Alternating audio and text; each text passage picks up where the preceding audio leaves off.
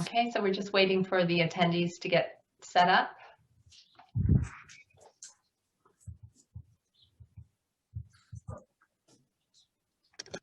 Yeah, give me a thumbs up. You done? Yeah, I think you're good now. Cool. Good evening. This is the Town of Eastchester Planning Board meeting of June 24th, Seems like we're having, 2021. Oh, yeah, I think we have technical problems. yeah, Jim. Quickly do a roll call. Mark Cunningham. Present. No. Can you guys hear me? Yeah, we're having a little audio No, that's not problems, good. but you seem better now. Am I breaking up? Yeah. Now you're okay. Oh. We're all okay? Or is it just me? No, I think maybe start with the roll call again. Town of Eastchester Planning Board meeting of June 24th, 2021, take two. Going to do the roll call. Mr. Mark Cunningham. Present. Good, there we go. Louis Campana. Present. Oh, he's frozen. Oh, there you go. Jim Bonanno is here, and Phil Nemesak, the last member, is running a little bit late and promises he'll be here in less than 5 minutes. So we can, oh no, we have to wait for the minutes because Phil has to be here to do minutes. So then another note for the viewing audience that the planning board will hold a special meeting on Tuesday, July 20th at 7 p.m. to hear old business items and applications referred from the ARB only. The meeting will be conducted in person, again, finally, in the courtroom in the basement of the town hall. Also, as far as application tonight, and they are 20-19, and that is 189-191 Brook, Kids Corner, and it has been adjourned, and that was adjourned to the ZBA and ARB review. The second application that's not going to be discussed is 21-17, 15 Taco 3rd, 2021. So Actually, Jim. now just, yes. Jim, we're still having trouble with your audio. With my audio? With your audio, yes. You're breaking up quite a bit.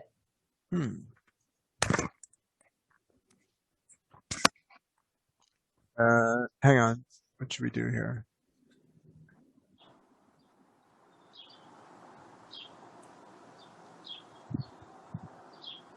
I can keep trying, or I could. You can't do anything until then. Can you hear me at all? That's not good. It's just choppy. It's choppy. You know what? It breaks up. It's choppy. Do you want me to just sign off and come back to the meeting? We'll give that a try. Maybe try that. Sure. Okay, cool. Anyway. Yes. Yeah, cool. So I'll be back. Okay.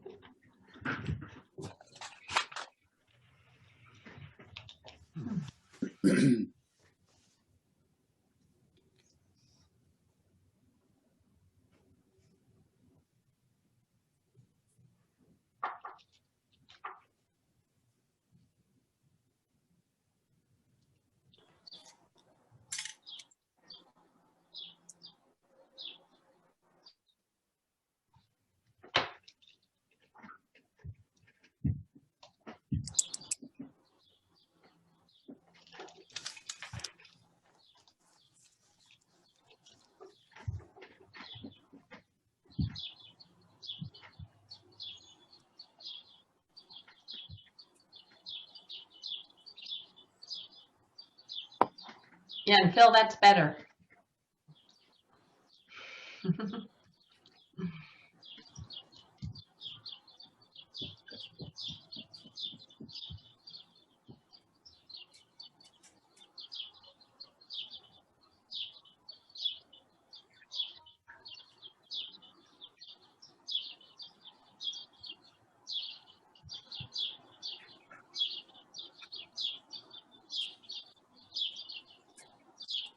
Okay, I can hear the birds. Can you hear me? Yeah, so far so good. Yes. Cool. Philip, so we will continue where we left off. Great. Yeah, if I start breaking up again, I don't know what we'll do, but maybe I can sign off and you can keep going and we'll see. Anyway, so then let's see. So the next is instructions on how to participate in the public hearing for people who are viewing. And the instructions are, if you'd like to make a comment after the public hearing has been open, use the raise hand feature on your computer or *9 if you're calling from a phone. Mr. Tedesco will acknowledge you and invite you to speak. Please unmute your microphone, state your name and address, and put forth your comments. So that being said, the first application that we're going to hear tonight is application 19-42, 5 Ray Place. Oh, okay. So I actually have to promote people.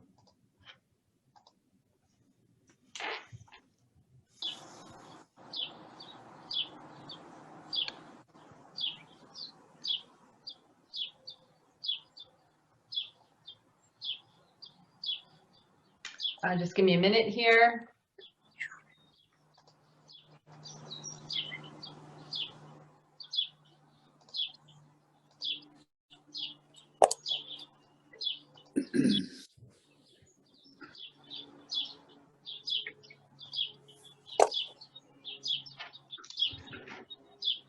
Margaret. Yes. Hey, how are you? I think you're promoting the Oh, no. Taylor team in. You're right. No worries. Okay, I'm just going to unpromote people now. I guess it's a good thing we're going back to in-person meetings soon. All right, hold on. Give me a minute here. How's it going, Diego? This How are you? whole day is sort of vexed a little bit. Yeah, I know. It's Phil's And I'm fault. sorry, I'm getting all the applications mixed up. So, okay, here we go. Give me 1 minute. Oh my gosh. Okay. We'll be here.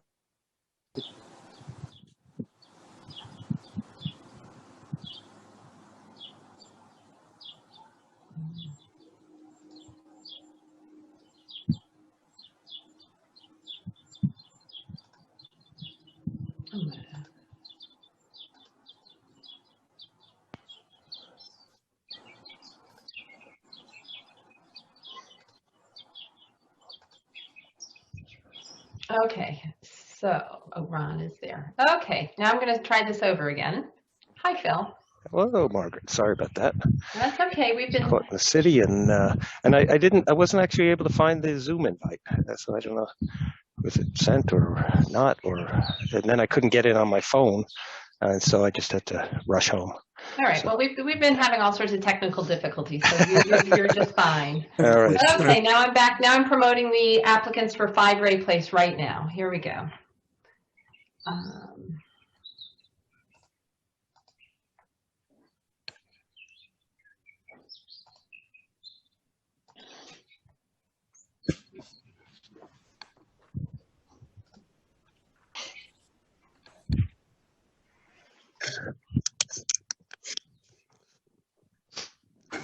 Are we ready to start? Everybody here? I think so. Can you check out your team to make sure everybody's there? It looks like everybody's here. I'm not. I think that's it. I think that's everybody. Good evening, Mr. Chairman, members of the board. It will be nice when we all can get back in person again for a variety of reasons. My name is Daniel Tartaglia. I'm the attorney for Augustus Development, LLC. They're the owner and the developer of this site, which is located at 5 Ray Place. The tax map designation is indicated on your agenda. Excuse me a second. I have sound coming in from somewhere else. My own technical difficulties. And we appreciate being able to make this presentation this evening. I'm just going to go through a little bit of procedural history for purposes of bringing everybody up to speed to the extent that they don't remember, exactly what has occurred, because this was actually a pre-COVID application, went through COVID, and is now back out of the other end. So this started in 2019. It's a project That's located, as I said, 5 Ray Place. It's a 21-unit multifamily market rate residential building on 21,875 square feet lot and 31 off-street parking spaces. It first came to this board with its initial site plan application, and we appeared, although I was not part of the team at the time, but the team appeared before you on your October 24, 2019 meeting. At that meeting, the planning board declared its intent to serve as lead agency. There was coordinated review of this project under SECRA with distribution to potentially involved and interested agencies. And it was determined to be an unlisted action based upon the environmental assessment information that was submitted at the time. With me this evening on my team is representatives from the architect, Ed Vogel, with Warschauer, Malusi and Warschauer, Anthony Nestor with JMC Engineering, and I see Phil Greeley here. He's our traffic engineer. When this came to the board and the hearing commenced on October 24th, that's when the public hearing was open. It remained open and has remained open all this time. There were a number of other meetings and presentations before this board, specifically in February, May, and June of 2020. During the SECRA review of the application, the planning board considered and evaluated the potential visual impacts of the proposed building, including building height, massing, and design, as well as the project's potential impact on stormwater runoff, sanitary, sewer, emergency access, traffic and parking conditions in the area. Among other things, a site distance and signal warrant study were conducted by the applicant. At the meeting of this board on June 25th, 2020, it was referred to the zoning board for a variety of variances that it needed to obtain in order to move forward. One of the reasons for the variety of variances is that the project site is located at where 2 zones meet. So there was a number of variances that were needed. The applicant went to the zoning board for meetings in July, September, October, and November of 2020. And in November of 2020, the zoning board finished its public hearing and then voted to approve the project. The resolution of approval was dated January 12th, 2021, and was filed with the town clerk in Eastchester on February 17, 2021. So that's been kind of our journey. Since then, we've also appeared before the Architectural Review Board. And when I turn this over to Ed Vogel, he can tell you a little bit more about that. But we do have all the representatives here from our team to answer any questions or provide any additional information that the board may be looking for. So now I'd like to turn our presentation over to Ed Vogel. Thank you, Dan. I appreciate that. And good evening, Chairman and members of the board. What I'm going to ask is Anthony Nestor from JMC, he has all the documents, and to prevent us from screen sharing back and forth, if he would share the screen with the documents, and we'll begin to refresh everyone about the project and to update the board on the ARB's findings.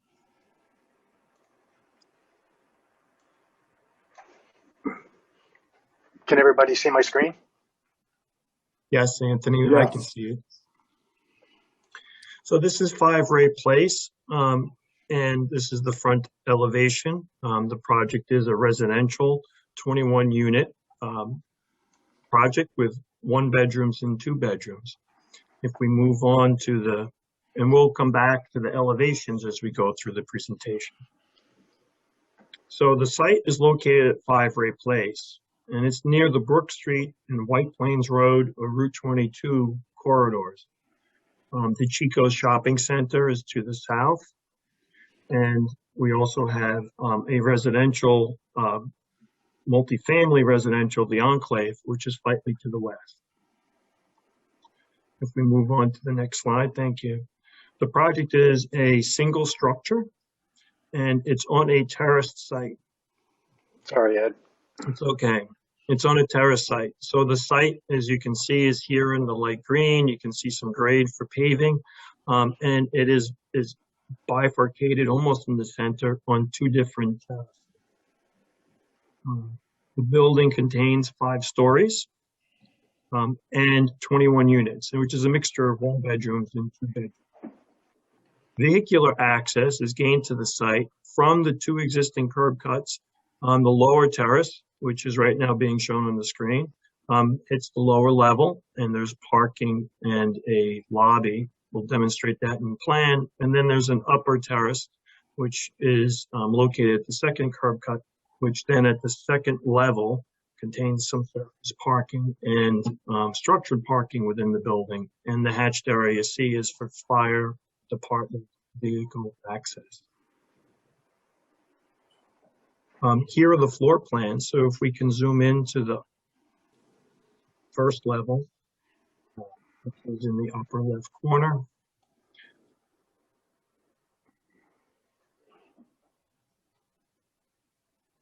There we go. Great. That's perfect. Thank you. You can see the entry coming in off of Ray Place. There's a lobby off on the right side. And there's some building services and then parking. On this level, there are 11 spaces being provided. When we slide down the sheet to the second level or the second floor, you can see here the upper level entry off to the terraced area. And then this is relegated to parking. There's, at this point, 20 vehicles, it's trash storage, a modest lobby. And then, as I mentioned, you had within the drive aisle, the fire department vehicle access. And when from here, the next 3 floors are the residential units. So the 3rd and 4th floor, and then the 5th floor, 7 units. There's a mixture of 1 bedroom and 2 bedroom, as I've mentioned. On the roof, there is an amenity for the residents, a small roof garden and terrace for them to enjoy. All these elements are designed to be low to the ground. The pieces that we have coming up are the bulkheads, and that's for the elevator, and then the 2 stairs. Our next sheet contains the units, and I'll just briefly point them out. There's a mixture of 1s and 2s. Some of the 1 bedrooms have dens, and they range somewhere between 700 to 800 square feet for the 1 bedrooms, and then the 2 bedrooms crest that at roughly 1,000 square feet.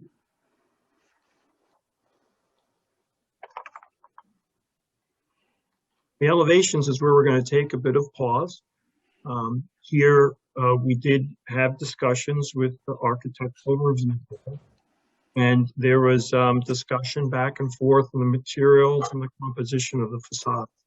So the facade is broken. It's very traditional and is broken in a traditional manner with a base being the first floor. There's a body being levels 2, 3, and 4, and then a top or crown being level 5. The crown being a mansard-styled roof with parapet. Then you can see some vertical accents that walk the way across, signifying entry and holding the corners of the building.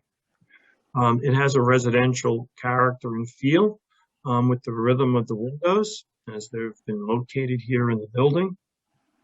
And then materially, contextually, they do align with a multifamily residential. So the base is a rusticated stone concrete veneer. The stone here has been deepened or darkened a little bit. The facade, or the body of the facade is a brick. The brick is white-ish. It has light cream colored notes in it and changes in texture from the rusticated base to a more refined brick. And then the top or the crown is a metal mansard. It's a diamond-shaped roof panel. And there too, that material has become darker, more of a deeper slate gray. The windows stayed black, and there's some trim that works around the windows, and that is white and has remained white as well. If we can scroll up one sheet, Anthony, to the front elevation, I just pausing here, there was some discussion regarding balconette style railings as another residential feel, and that happens across the top, all the way across the top of the building, and then working its way down the center element, indicating reinforcing the main entry to the project. And these decisions, as you saw, carried from the front to the side and to the rear. So all four facades are being treated similarly, bringing the architecture all the way around the building. If we move to the next slide, this is a massing study that was done, it's rendering. And you can see here a little more graphically the 3 layers. Now, granted, this was not updated to the current color configuration, but you can see here that we have an open garage, parking area at level 1. That open garage would also happen at level 2, and you can clearly see the 3 levels above that for residential.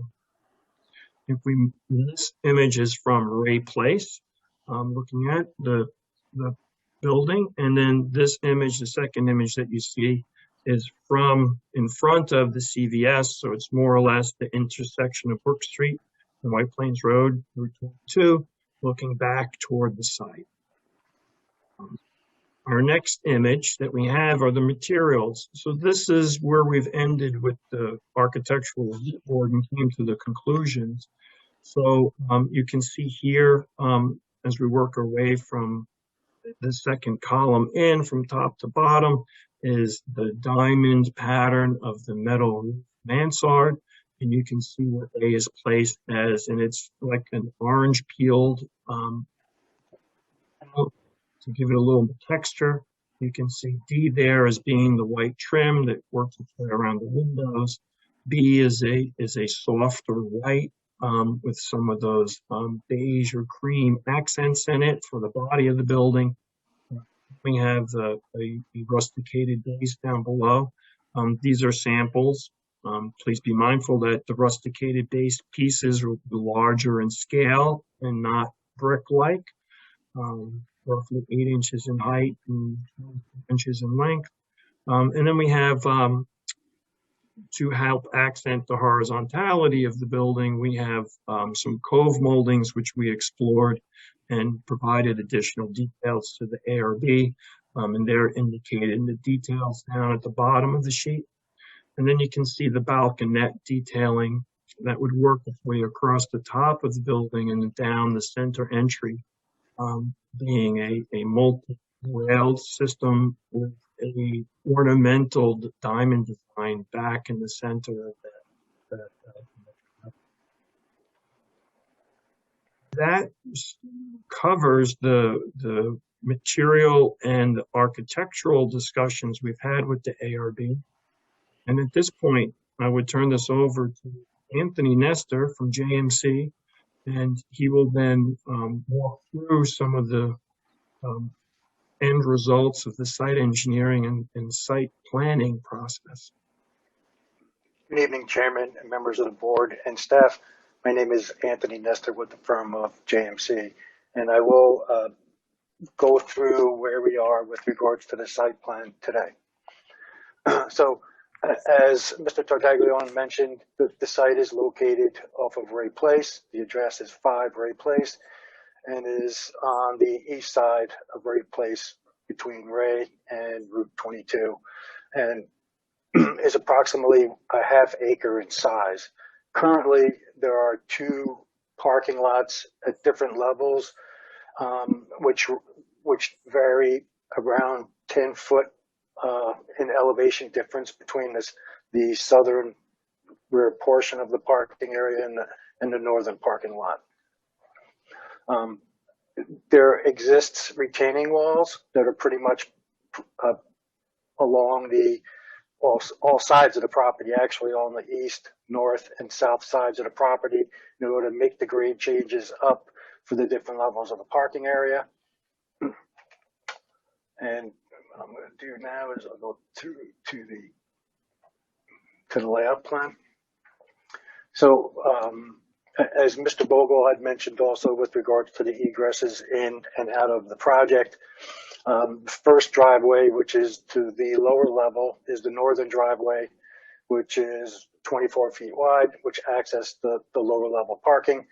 And then as you further go south, the driveway widens to 26 feet wide, where we are providing the required aerial apparatus access road for fire protection for the building. That access way was reviewed with the town fire department and was found to be acceptable. Improvements that are being made with regards to trash and pedestrian access from the property to the Ray Street right-of-way will be provided via sidewalks from the building to the right-of-way. And as part of some of the public improvements which were worked on and agreed to during the review process with the town and their consultants, was that we were going to add a new sidewalk on the east side of Ray Place down to where it intersects with the Brook Street sidewalk, and improve both drop curbs on either side of Ray Place with regards to pedestrian access. Ray Place will also be resurfaced from its intersection with Brook Street all the way up to past our intersection of the south driveway. Sorry about that. And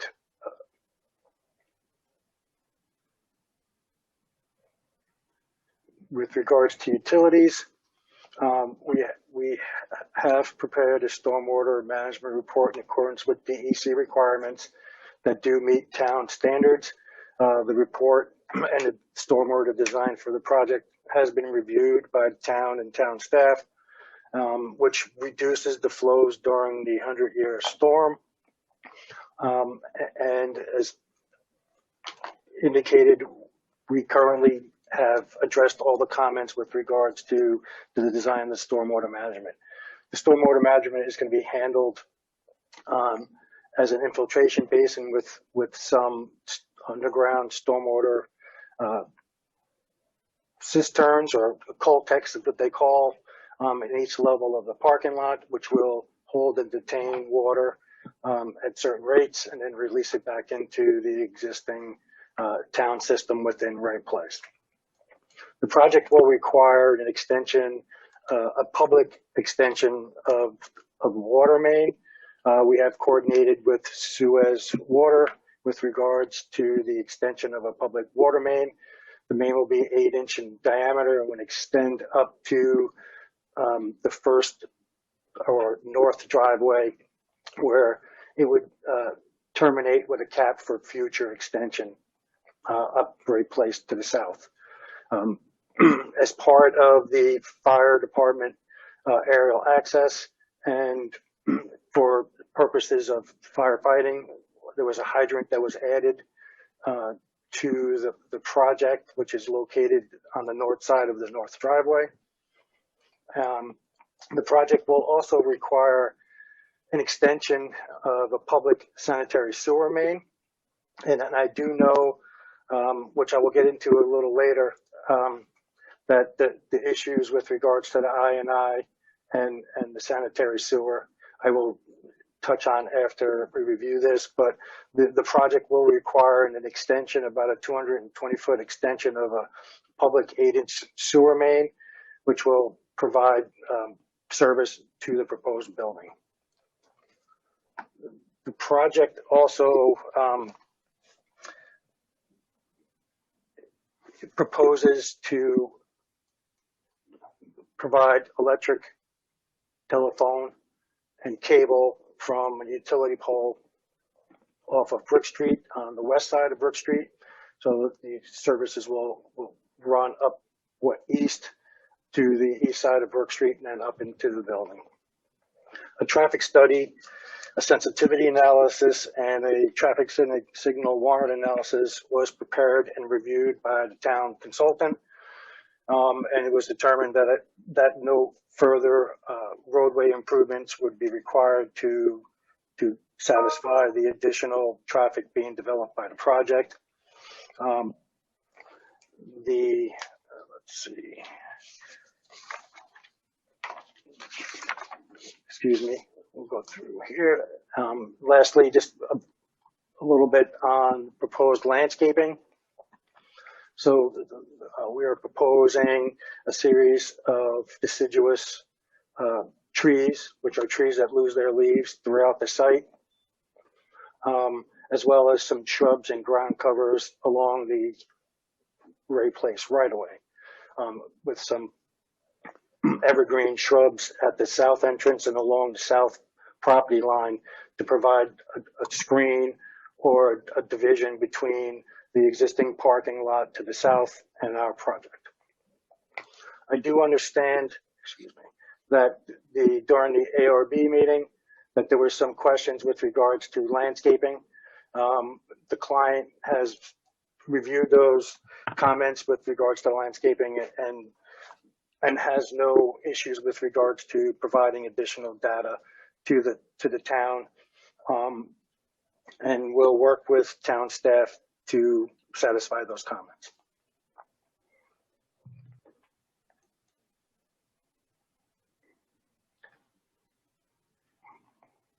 I'd like to go back to the town sewer issue. Excuse me, just have a little difficulty here. With regards to I&I. So the applicant, our office, representatives of the town and town's consultants have met many times and have discussed options with regards to proper or to discuss our contribution to the existing I&I situation with regards to the existing sewer that runs down Brook Street into Harney. There was many options explored. We are currently still working with the town with regards to what exact improvements that this project would warrant based on our contribution of additional flows into the system. And we will continue to work with them in order to provide a satisfactory solution to our proposed mitigation. And at this time, this is where we are today with regards to the site plan. Okay. Thank you, Mr. Nestor. It's a very thorough review of the project. I think we all recall, and I think it ended up as it was when we saw it last. It's a very handsome project, and I think everything has been addressed adequately, with the exception of the last item, which we're going to resolve, or it's going to be resolved. So as far as comments, I don't have any. I've seen it. Other members of the board, is there anything you'd like to ask questions about, or? Yeah, I think Mr. Nestor just indicated that the applicant was going to be willing to work with the town on the landscape plan. But is there an updated plan that has taken into account the comments of the Architectural Review Board that you referenced a moment ago? No, there is not. We had, since the last ARB meeting, we have not updated the landscaping plan, but there was 3 comments that were pretty much made with regards to the landscaping. And I know Margaret has circulated the comments from that meeting. The applicant has no issues with regards to increasing the caliber of the sugar maples along Gray Place. And with regards to maximizing the landscaping throughout the site, in our opinion, we can work with Margaret and staff to address that comment. But based on the restrictions, there's existing easements for the CVS retaining wall along the north side of the property. There's existing retaining walls and a large embankment on the east side towards the Route 22 side, and there's a parking lot to the south side. So we feel that based on those restraints, I don't know where there's really adequate spaces to put any more trees. Yeah. So there's only so much you can do. Yes. Yeah. And Okay. with regards to the alternating of plant material in the strip on the south end, I'm sure we can accommodate the town with regards to providing some kind of solution to that comment. Okay. Any other comments from the board? I have no comments. Great. Okay, so we have our consultants are available. I don't think we need them to present everything because they've seen everything.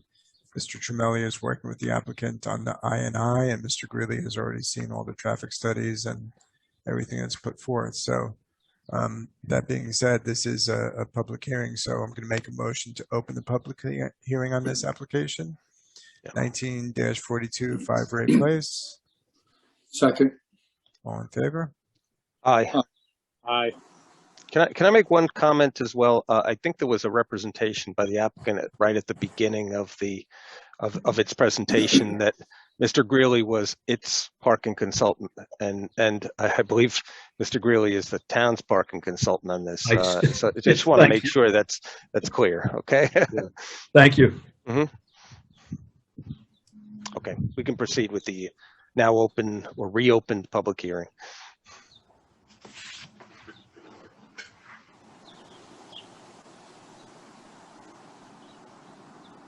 Rob, you're muted.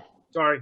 At That's this okay. time, Mr. Chairman, I'm going to ask members of the public who wish to address the board on this application to use the raise your hand feature. And I will invite you to unmute yourself. Mr. Chairman, at this time, I see the hand of Mr. Sweeney. Is your hand up? It keeps going up and down. It's now down. Okay. At this time, I don't see any hands raised by members of the public. Which Yeah, let's give Mr. Sweeney a minute there. Mr. Sweeney's hand is back up again. Yeah, Okay. that's what I thought. Mr. Sweeney, I'm going to invite you to unmute yourself. Please unmute yourself and identify yourself for the board. Sure. Good evening, planning board members. This is Frank Sweeney from 22 Lakeview Avenue, Scarsdale, New York. It's referencing the letter that was part of the proposal that Margaret sent to the Westchester County Planning Board referral review. And in that letter, it kind of outlines the things that needed to be done. And I'd like to just read it to you so everybody understands what the county had suggested that take place by the county sewer impacts. And I'll read from the letter.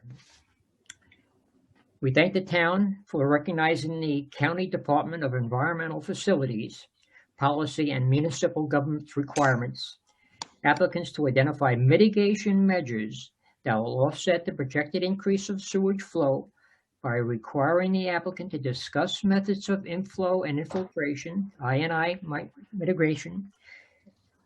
Best means do so through a reduction of INI at the rate of 3:1 for the market rate units of there. The county board further recommends that the town implement a program that requires inspection of the sewer laterals from private homes, from leaks and illegal connections to the sewer system, such as from sump pumps. These private connections to the systems have been found to be significant sources of avoidable flow. At a minimum, we encourage the town to enact a requirement that the sewer lateral inspections be conducted at the time of ownership is transferred. Let me read that again. At a minimum, we encourage the town to enact a requirement that the sewer lateral inspection be conducted at the time property ownership is transferred and the necessary corrective actions be enforced by the municipal building inspector.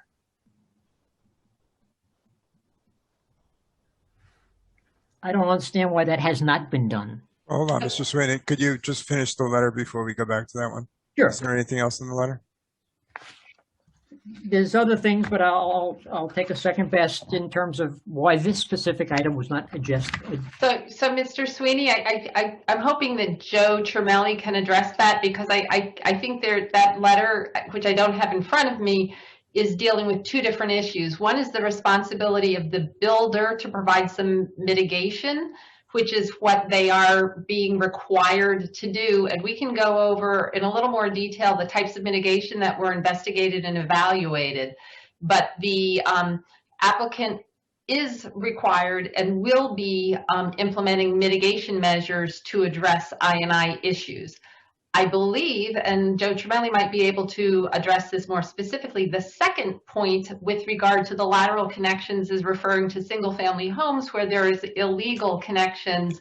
That would not be something that the applicant would be required to do. That's asking the municipality to do that at the transfer of property, I believe. Am I understanding that correctly? I believe so, but why hasn't it been done? Well, townwide? No, at this specific environment, we're talking about Ray Place to Brook Street to Scarsdale Avenue. It's basically the areas that we've kind of focused in on here. Sure, but again, that for what you're talking about would be something that's something that the town could or may do, but that would be unrelated to this particular project. Didn't we come across the same issue when we were dealing with Summerfield on who was going to pick up the tariff to get the sewerage from Summerfield Gardens down to Scarsdale Avenue? Yeah, but that's not, and again, I'm going to let I don't know who's the best. Joe, can you kind of summarize these issues and the difference between the issues? And also, again, Mr. Sweeney, but the only thing that the planning board can legally require the applicant to do is provide mitigation measures directly related to the impact that they're creating. So the planning board cannot make them resolve all of the issues in the area, but they can help mitigate it and ensure that they don't exacerbate it, which is what they'll be required to do. And my recollection, my recollection was that we can do so with a multiplier effect as well. I think the letter that Mr. Sweeney just read from is consistent with my recollection that it's supposed to be a 3-to-1 ratio. So if that's suggested, right? But I believe Mr. Tramelli referred to a multiplier as well at some point. So and if it was 3-to-1, then it means if there are 50 gallons that are generated, 50 gallons of sewer waste are generated by this development, they would have to mitigate or make an effort to mitigate up to 150. That's how I understood it. I don't know if 3-to-1 is the right number, but Joe maybe can enlighten us. Right. Why don't we give the floor to Mr. Tramelli, our consultant? So the letter from the county discusses two overreaching issues with I&I. One would be a town-wide issue to be dealt with at a town level, and that's preventing illegal connections for one from sump pumps, and then just an overall maintenance and repair of the system as it exists today. So you may have older sections of sewer lines that have either failed for whatever reason, leaking joints, or maybe a cracked section of line, maybe bad joint in a manhole. Similar types of localized remedies that need to be made to the system as a whole. And that's just part of a routine maintenance program and upkeep by the town as a whole, right? For the entire system, not any specific neighborhood or street. The project itself, based on their design loading and the number of units proposed, will generate approximately 2,600 gallons per day of sewage. And the county recommends for projects like this a 3-to-1 ratio for mitigation. So that was the number from the county. It's a suggested mitigation. It's not a hard line drawn in the sand. It's a target that they like towns to strive to achieve. And that's the same number and the same mitigation ratio we noted in our plans. We've been working with the applicant, with Rocco, your highway foreman, Margaret, and the owner for months, trying to come to an agreement of an appropriate mitigation for this project. As you know, one of the alternatives initially suggested and since explored was the MTA crossing that we've been discussing for quite some time, and also as part of the Summerfield project. We finally were able to arrange a meeting with the MTA. I think Margaret was actually able to wave that magic wand and actually get them to show up. But we met with them at the site and reviewed the originally proposed plan, which was to install a sewer bypass or secondary line through an existing culvert that crosses beneath the tracks. The MTA was adamant that that will never be permitted with current regulations. So that option has since been removed from the table and is no longer viable. They did offer as an alternative to that, installing a new line underneath the tracks themselves through the, underneath the tracks. And that will be done by jacking a new line under the sub base and, within the right of way of the MTA. As I'm sure you can imagine, the costs associated with that are significant to the point where I don't feel it would be appropriate to put on any one applicant. It's probably $750,000. We have some rough estimates from the engineer from John Meyer's office. We don't have a detailed breakdown yet, but it's that order of magnitude to do a project like that. So certainly not something that I would recommend to put on any single application. A second alternative that we had discussed is termed pipe bursting, where a new larger diameter pipe would be forced through the existing smaller diameter pipe, and that would increase the capacity theoretically of the flow in the line. And we were considering that alternative along Scarsdale Avenue from the manhole at the Woodruff intersection, which is the manhole that surcharges under extreme conditions. It would travel south along Scarsdale Avenue to Harney Road, and at least one section, if not two sections of the existing main on Harney Road would also require this similar treatment, so that all the downstream lines would be increased to the similar diameter of the section of pipe that crosses beneath the parkway. Again, that's a significant project, and we don't have a number on that yet from the owner, but I imagine it's going to be at least what the MTA crossing would be, if not more. We've been working with the highway department and investigating the existing sanitary sewer system in the vicinity of the Woodruff intersection in that neighborhood. And we were able to find a manhole located at Harney Road just before you get to Galloway's Bakery as you're heading towards the parkway. There's an existing sanitary manhole on the main line that runs in Harney Road that, based on some sewer maps that we have from the original sewer maps from 1949, there is, for whatever reason, a manhole that provided a diversion that allowed sewer flows to either go down Harney Road on the main line, or for whatever reason, there was a bypass that allowed flows, I assume under heavier conditions, to flow down Woodruff and then to that manhole on Scarsdale Avenue. We inspected the manhole. The invert is in need of repair, and we are under the assumption that the condition of the manhole has deteriorated to the point where if we can make some improvements to that invert on that existing manhole, we'd be able to restore what we think were the originally intended flow paths for that sewage and keep the majority of the flow on Harney Road in the main trunk line. And that flow would then bypass this entire area on Scarsdale Avenue that is frequently surcharged. So we've met with the highway department a couple times. We've met with them, and the engineer at the site reviewed the condition of the manhole. We've spoken with the owner. They are amenable to making repairs to that manhole. In addition to that, the line on Scarsdale Avenue itself is fairly long. There's one section that's approximately 500 feet in length between manholes, which doesn't meet today's standards. Typically, you want to have manholes every 200 to 300 feet maximum. So we've discussed installing an intermediate manhole to act as an access point for future maintenance and cleaning of that line on Scarsdale Avenue. That will help maintain the condition of that line and hopefully maintain flows that or maintain full capacity of that pipe.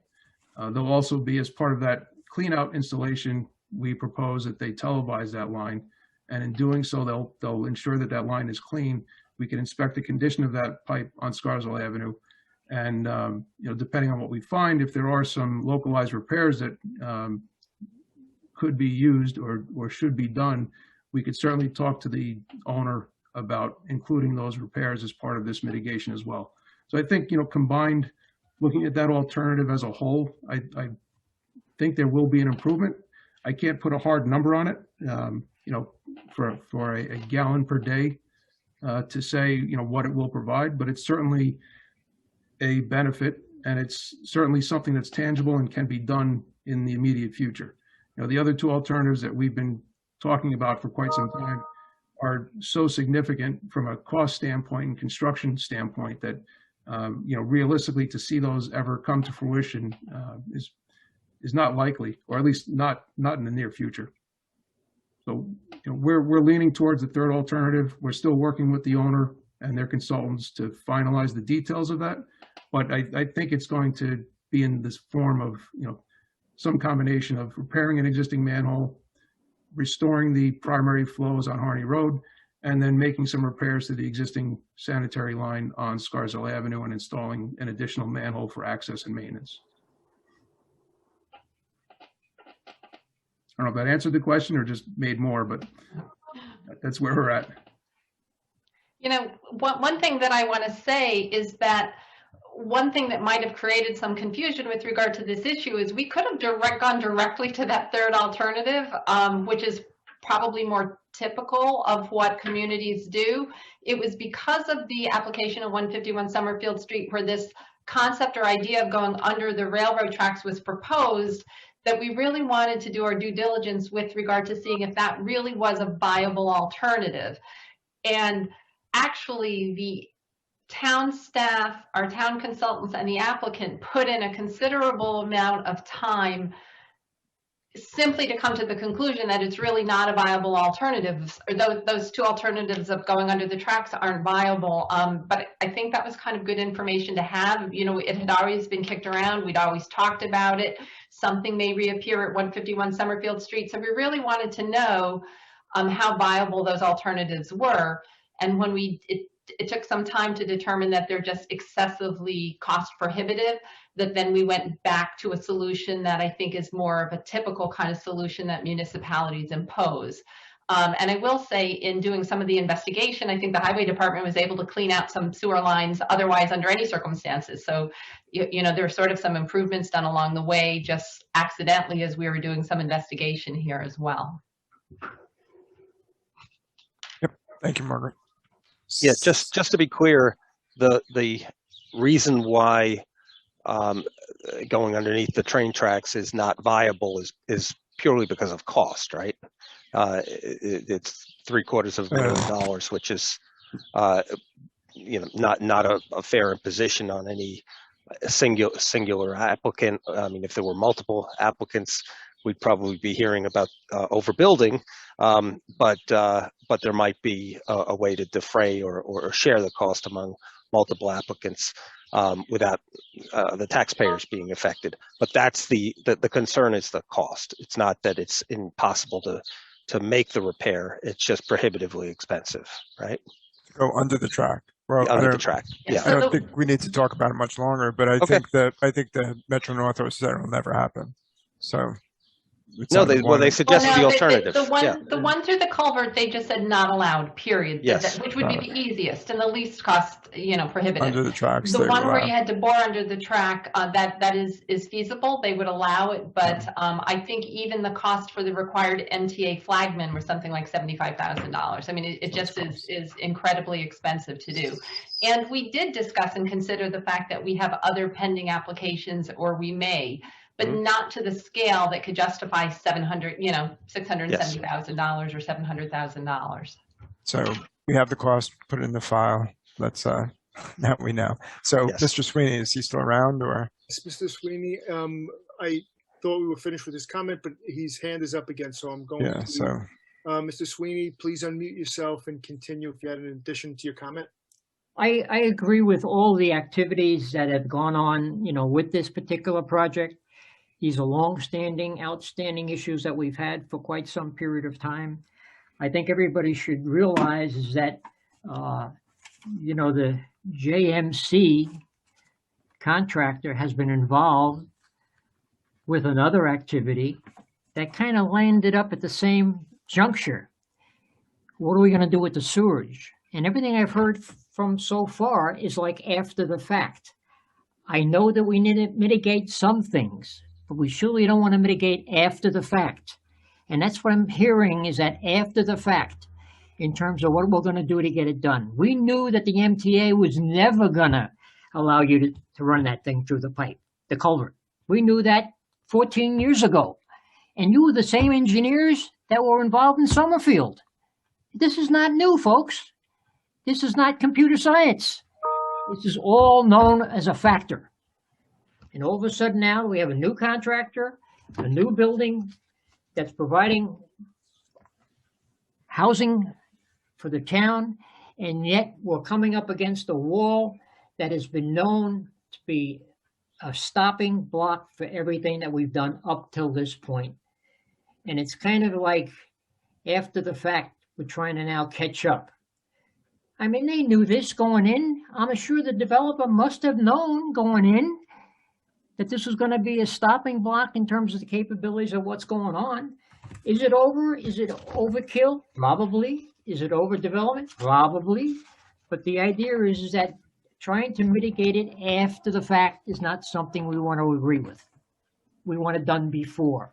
And the fact that we're going to try to stabilize the mitigation by holding either rainwater or sewage on the property until such time that the flow allows it to be released, in my opinion, is not a good solution.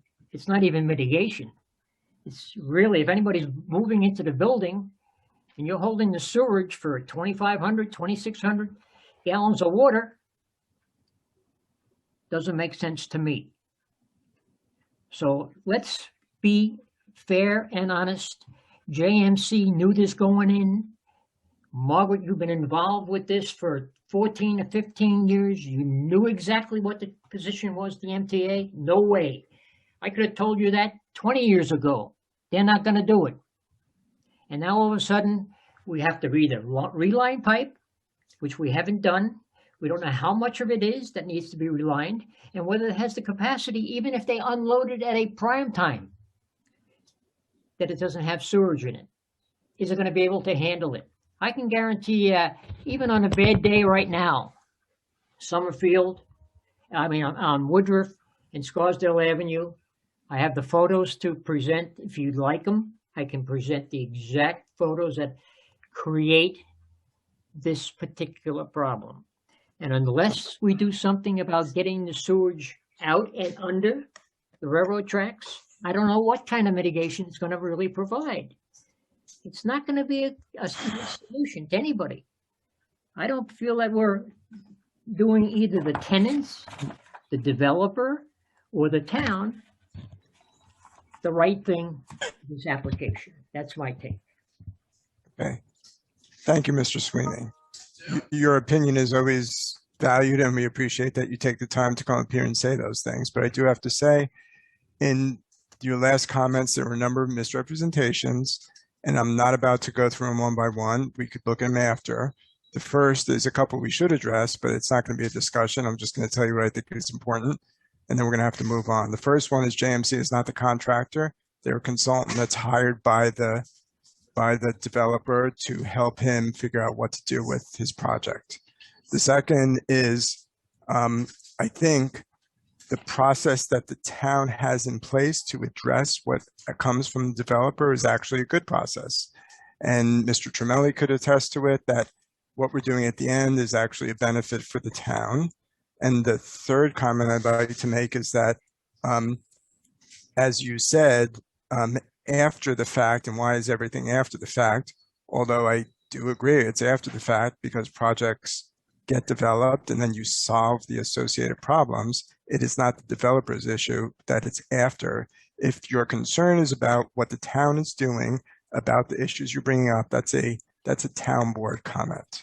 So if there's anything you'd like to say, you could go through your comments and say, look, very little of that has to do with the planning board. It's more town board. And if there are comments you'd like to follow up on, please attend the town board meeting and bring them up there. So that being said, I'm not going to continue talking about your comments. I'd like to just move on. Mr. Chairman, I see another hand from Michael Fasiglione. Mr. Fasiglione, I'm going to invite you to unmute yourself. Please identify yourself fully for the board and offer your comment. Good evening. My name is Michael Fasiglione. I live at 43 Woodruff Avenue. I came in with a myriad of opinions and thoughts, but I want to address what we were just discussing, basically the sewerage situation. It's been a revelation to hear that finally the MTA has put their foot down and said that they were never going to allow egress under their tracks, and that is a good piece of information. However, there were two other secondary thoughts. One of them was to install a larger pipe around the existing pipe that is there that would mitigate some of the backup problems that are existing. And the second concerns itself with that manhole bypass that was just recently discovered by the town workers, basically, as Mr. Tremelli said, across from the Galloway's bakery shop. My question basically is going to be, based upon what I heard with the old Summerfield situation, that scary word mitigation kept coming up. We're going to mitigate the cost of where these charges will come from. My concern is who is going to pay for any and all of these improvements that need to be made for the current system to operate as it is. And just to consider adding, Mr. Tremelli made reference to the fact that the number he had was 2,600 gallons of wastewater per day. I may be mistaken, but my notes, and I'm pretty sure they're correct, read 3,290 gallons of wastewater per day with a 3 times flow. That's close to 10,000 gallons of water. So were we to add 10,000 gallons of wastewater to this already extended system, although we're going to repair it, will there be enough facilities there to hold that? And my opinion is there will not be, because again, living on Woodruff, I've witnessed what goes on at the bottom of Woodruff and Scarsdale at any time that there is a heavy rainflow. So basically, I'm going to take exception to those questions, and I'm going to ask the question: basically, who will pay? Will the developer be charged to pay for that? Because again, referring to the letter that Mr. Sweeney discussed, the county board planning referral file dated March 18th. I'm going to again repeat what he said. We encourage the town to enact a requirement that a sewer lateral inspection be conducted at the time of the property ownership transferal, if any necessary corrective action be enforceable by the municipal building inspector. So that's what that tells me, and I'm a layman, but what that tells me is that it's the responsibility of the developer to pay for any and all inspections and or improvements that need to be done in this particular matter. So I'm going to leave that matter as it is, and I will try to come back later on and discuss some other things that I had in mind. Thank you very much. Great, thank you. So, Margaret, I could certainly try and answer, but regarding who's paying, could you just advise? Yeah, and I wish I had that Westchester County letter in front of me, but the applicant will be required to pay for the mitigation measures that the planning board imposes on the applicant as a condition of approval. So the applicant will pay for those improvements. Other town-wide generalized improvements would be part of the town budget and the town's responsibility to pay for, but the applicant will be required to provide for the mitigation that the planning board requires it to implement. And Margaret, if I can, just Thank you. clarify the county's point in their letter, the issue related to sewer laterals, this property is vacant. It doesn't have a sewer connection, so that wouldn't apply to this property.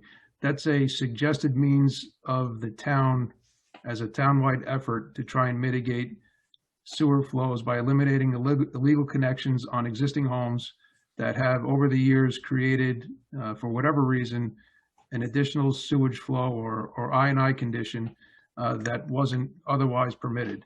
So, that certainly wouldn't be the responsibility of any developer for any project. That would be something for the town board to consider as a policy, as a townwide, measure. It's included in the letter, but it wouldn't be related or specific to this project. And it's really, it's regarding the transfer of those individual properties. So if you were a homeowner selling your house, I believe what that letter is recommending is that the town test the sewers at that time before you could transfer ownership of, if you're talking about a single family home, of your single family home, in which case that could be a cost that was imposed upon a homeowner during the sale of the property. So that's what that's referring to, which again is something different and separate from this particular application.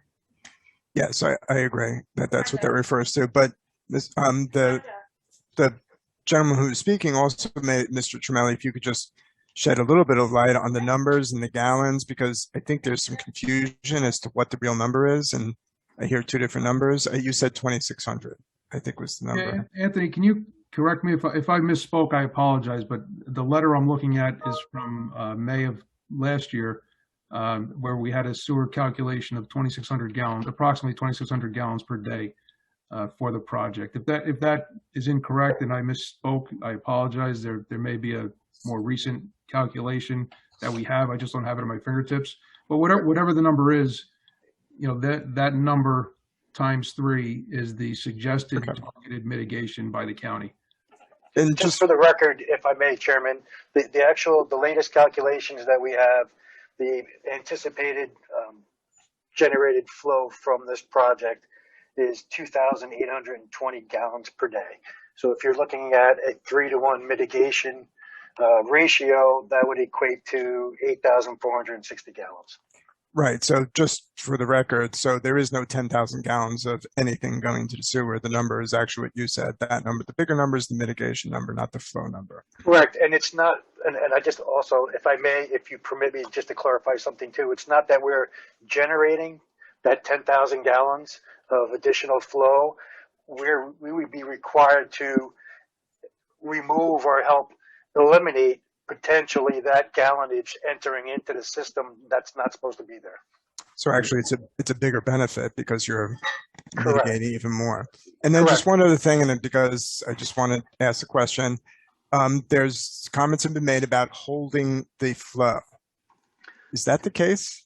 No, that is not. Okay, That's so correct. that's what I thought. So whoever thinks that we're holding flow and then releasing it, that's not the case at all. Mr. Chairman, that was actually an idea that was discussed at one point earlier on, and then for various reasons recommended against. The water that they are holding on site temporarily is strictly stormwater. Right, and that's typical common for practice. stormwater. Right, stormwater is held on roofs, not to overload the system. Right. And that works perfectly fine. It's done everywhere. Right. Okay, so back to the gentleman who had some comments. I think you said there might be some more comments. I'm sorry, is Mr. Faciglione? Well, if Mr. Faciglione is not finished, I will turn his mic back on. Please unmute yourself and continue.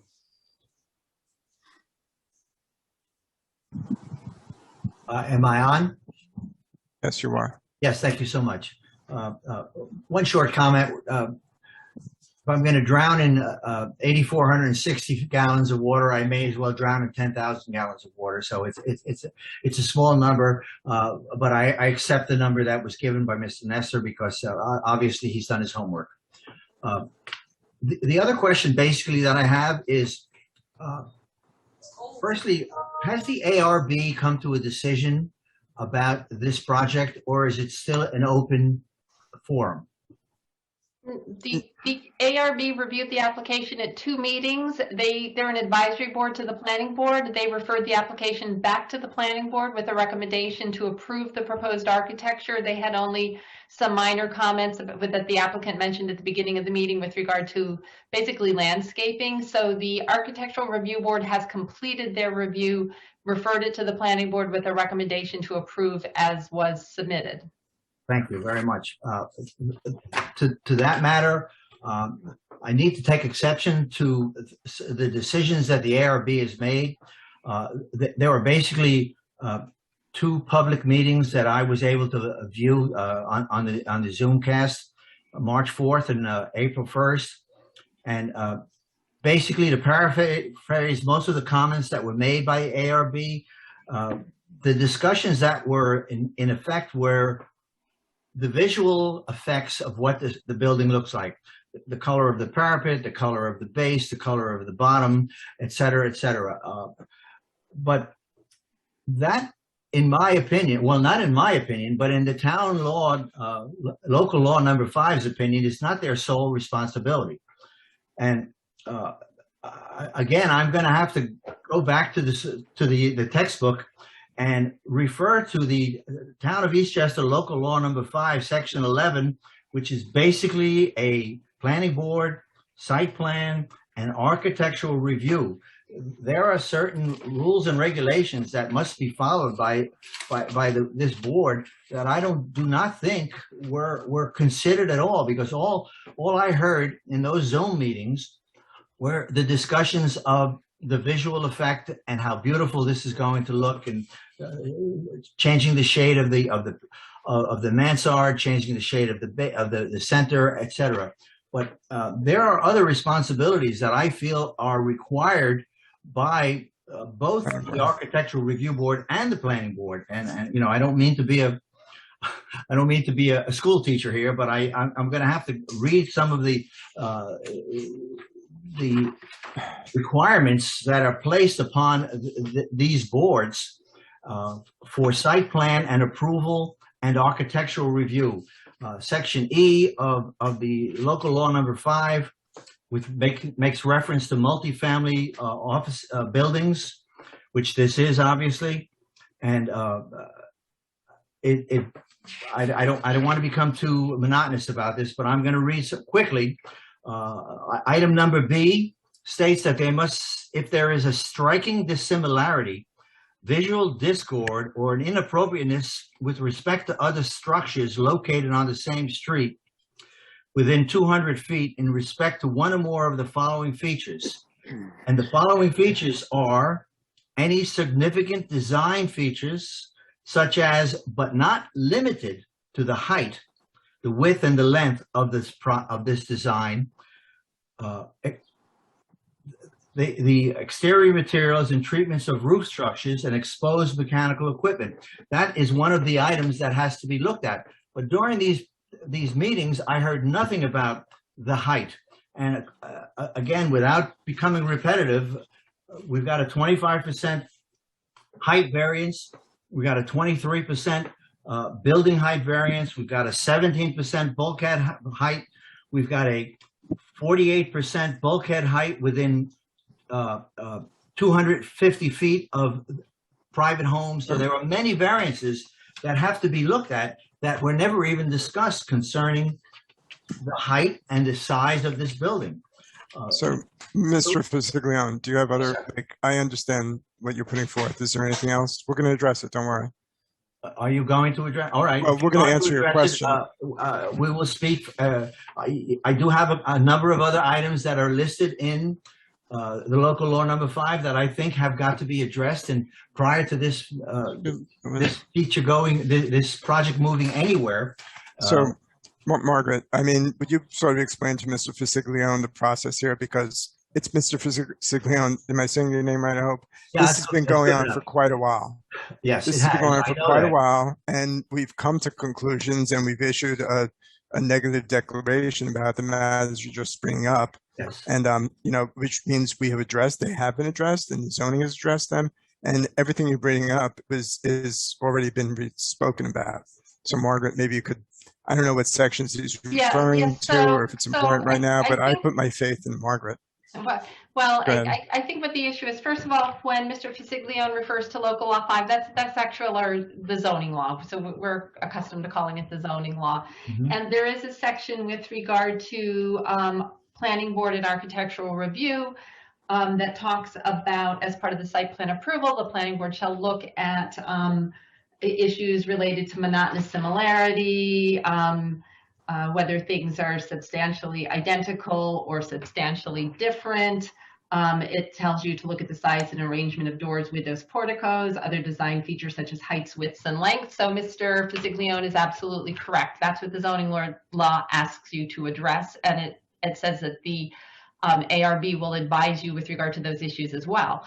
But what I will say, as part of this seeker process and preliminary site plan approval process, you did look at those features. And I think what the issue is that there are some residents that might disagree with your conclusions, but the applicant showed interactive 3D modeling. You asked the applicant to show the building from various perspectives, from street views at various intersections, at various locations along White Plains Road. The zoning board also had the applicant prepare very specific cross sections that showed the relationship of the height of the building to the enclave building at 24 Ray Place. So I will say that both the both the planning board and the zoning board looked at the issue specifically related to height and specifically related to the other variances actually in great detail. And I think what the issue is that there are some residents that could understandably and reasonably come to a different conclusion and think that the building is actually too tall or out of character. But when you adopted the neg deck, you specifically looked at the potential visual impacts of the building and came to the conclusion that it would not have an adverse impact on the visual quality of the neighborhood. The zoning board, in a vote, I believe that was 3-2, came to the conclusion also that the variances related to height would not result in a significant adverse impact to the character of the neighborhood.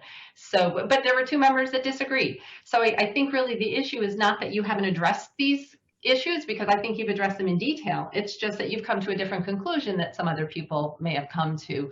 And then with regard to the ARB, once you adopted the negative declaration and once the zoning board granted the area variances, with regard to the height, the ARB did what the ARB really had no additional, I think, authority with regard to decreasing the height of the building. And they very much look at materials and finishes, and if you watch that meeting, they were getting into the kind of grout that was used and whether it was convex or concave or, you know, all sorts of things.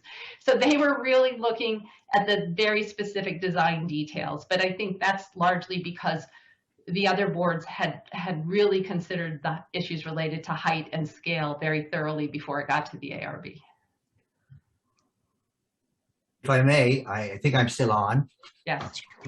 I understand everything you said. I have to respectfully disagree with you pretty adamantly because, again, I have studied this local law number 5. It's not just a zoning law. It is the town of Eastchester local law, and it was amended just 2 or 3 years ago, so they've been on top of it. And I'm going to, again, be a professor and quote, in the area that refers to standards, I'm going to state that it says a quality of building and overall site design will enhance and protect the character and property values of the adjacent neighborhood. The planning board shall evaluate the architectural features of the proposed design to determine if they are in harmony with the neighborhood, including consideration of architectural style, bulk, dimensions, and location on the site in relation to development on adjoining properties. And I'm going to have to say that the impact of what amounts to an 8-story building, you could call it a 5-story building, but realizing the fact that it is on a sharp upgrade, and it really, the base of that building starts at the roof of the CVS building, which is at least 2 stories high. So you've got the equivalent of an 8-story building, which will overcome the poor people that have paid a lot of money to live in the enclave and have a wonderful viewpoint of the area. They're going to be closed in, and I think that truly is against the spirit of what this local law is. And I honestly feel that you should relook at it, and maybe we should start this project all over again. And I may be preaching to the wrong choir, but I'm begging you to please look at it again. Let's see whether we could do something to make this whole project a little more in the flavor that the Eastchester residents would accept. Thank you so much for your time. Thank you. Okay. Mr. Tedesco, who do you have? Yes. Oh, no. Okay. Can't lose you, Rob. Patricia Gabrielli, I'm going to permit you to unmute yourself.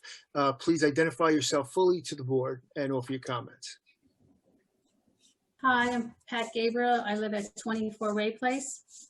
I first wanted to say I agree with the last comment that Michael Facilione made about not being fair to the enclave residents. But I actually just have a question that why does the town not feel that a current traffic study should be done? The traffic study that was done early on was when we were in the middle of the COVID quarantine with very little traffic, and DeChico really had not opened yet. And having lived here now with DeChico open and COVID opening up luckily from COVID problems, the traffic has increased a lot. And I'd like to understand why the town does not feel a current traffic study should be done. And the other thing I'd like to understand is if the town, knowing Ray Place and the way that street is, it's not a very wide street. It really only has one way in because the other way is the parking lot of DeChico's. If the town really believes that construction is going to be able to be done with these construction trucks coming in and out of that small little area, and I'd like to understand what the town's viewpoint is on that. I'm not sure if this is the right board to look at that, but No. I don't think we were allowed to look at it in the zoning board, so that's why I'm asking you. No, this is the board that addresses those Okay. questions. So, Margaret, I think we asked their consultant to answer that, unless you Sure, want. I think Mr. Greeley should answer the first question about the traffic study. Good evening, Mr. Chairman. Just for, hang on, sorry to cut you off, but just for the Ms. Gabrielle, so Mr. Greeley is the consultant that works on the behalf of the town, and he's our expert on traffic, so we always defer to his opinion. So And he's the town traffic consultant? he works for us. Yep. He doesn't work, he works for the town? That's That's correct. correct. Okay. So I like to understand that. Good evening, Mr. Chairman, members of the board. Philip Greeley from Colliers Engineering. So just a little background in terms of our review. We had prepared a total of 6 review letters or memos on this project dating back to October of 2019. The original data that was collected as part of this study was pre-COVID.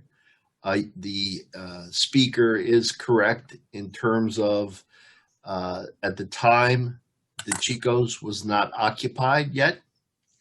That was one of our comments. The applicant prepared projections with additional traffic for the Chico's.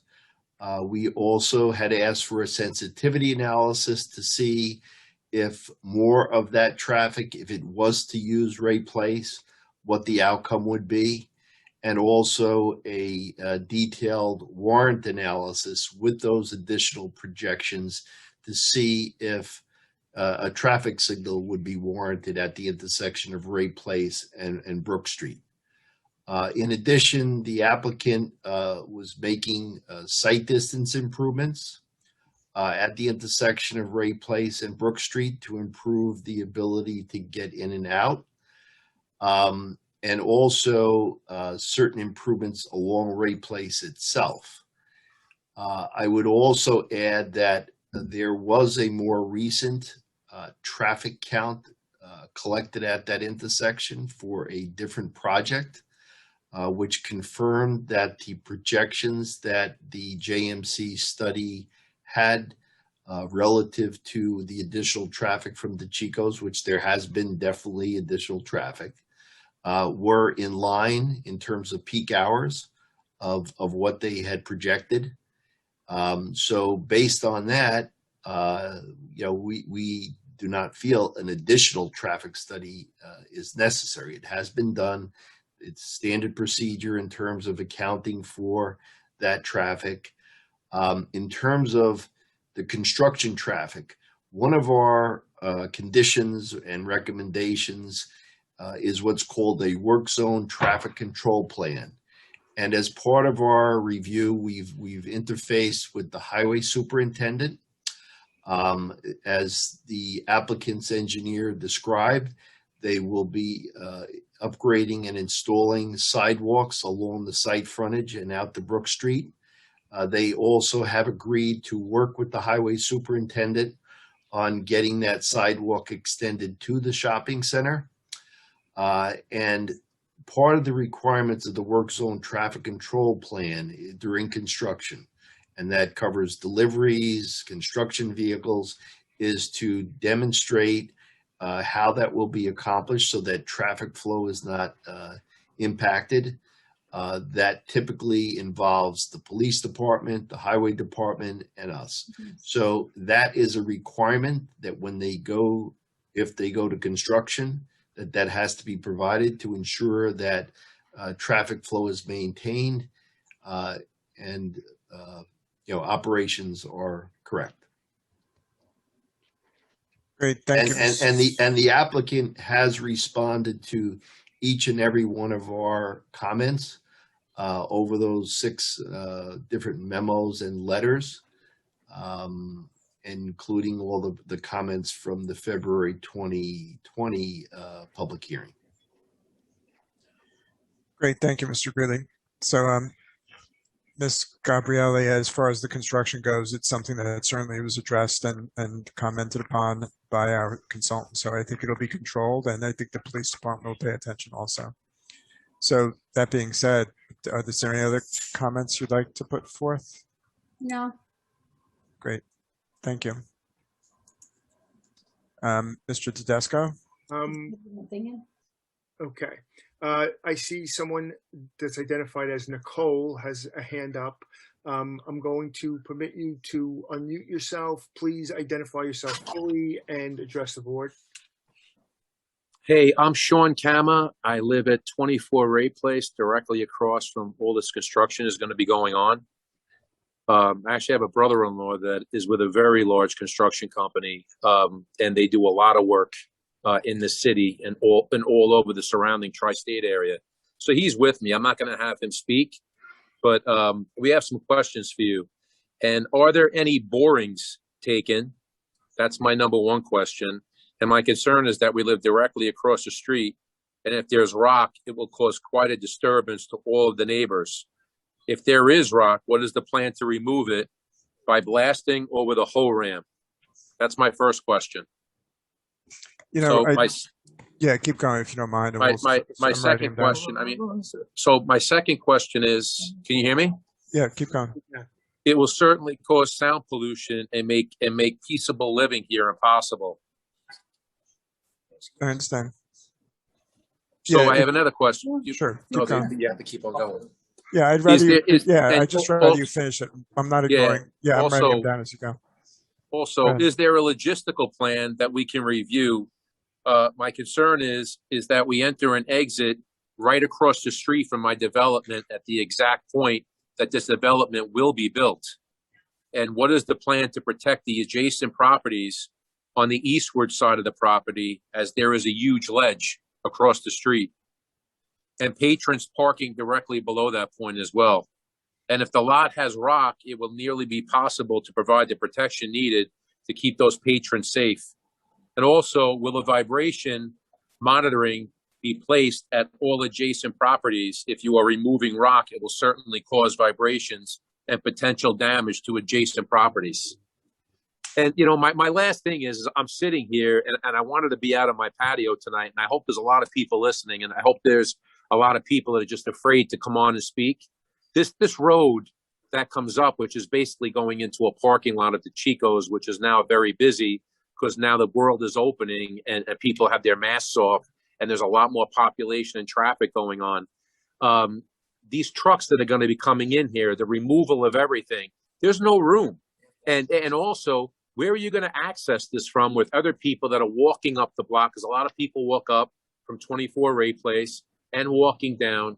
The blind spot that's right in front over where the Chico's is, I mean, I almost get into an accident once every 3 months when I'm going up there. There's no room.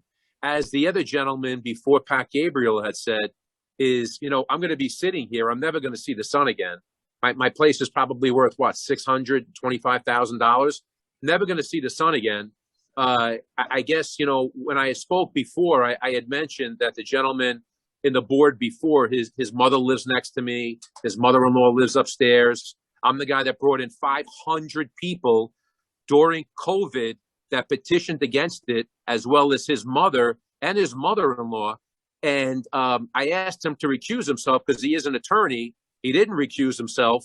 And I knew when he didn't recuse himself, he was going to be that third vote to make sure that it went through. And 2 people on your board, you know, said no, which was great, but he should have recused himself from this. Because of COVID, we have not been able to see you face to face and have a real conversation. And you've been having these plan meetings, and we know everybody in Eastchester. We know people that work over there as well. You want this thing to go through. We get it. But the problem is that you're going to be putting a structure in, which has never been put in before, in the height, as well as what the gentleman said before this is, you're going to start out 2 stories higher than CVS. It is going to be a monstrosity. And also, it's going to be a rental building.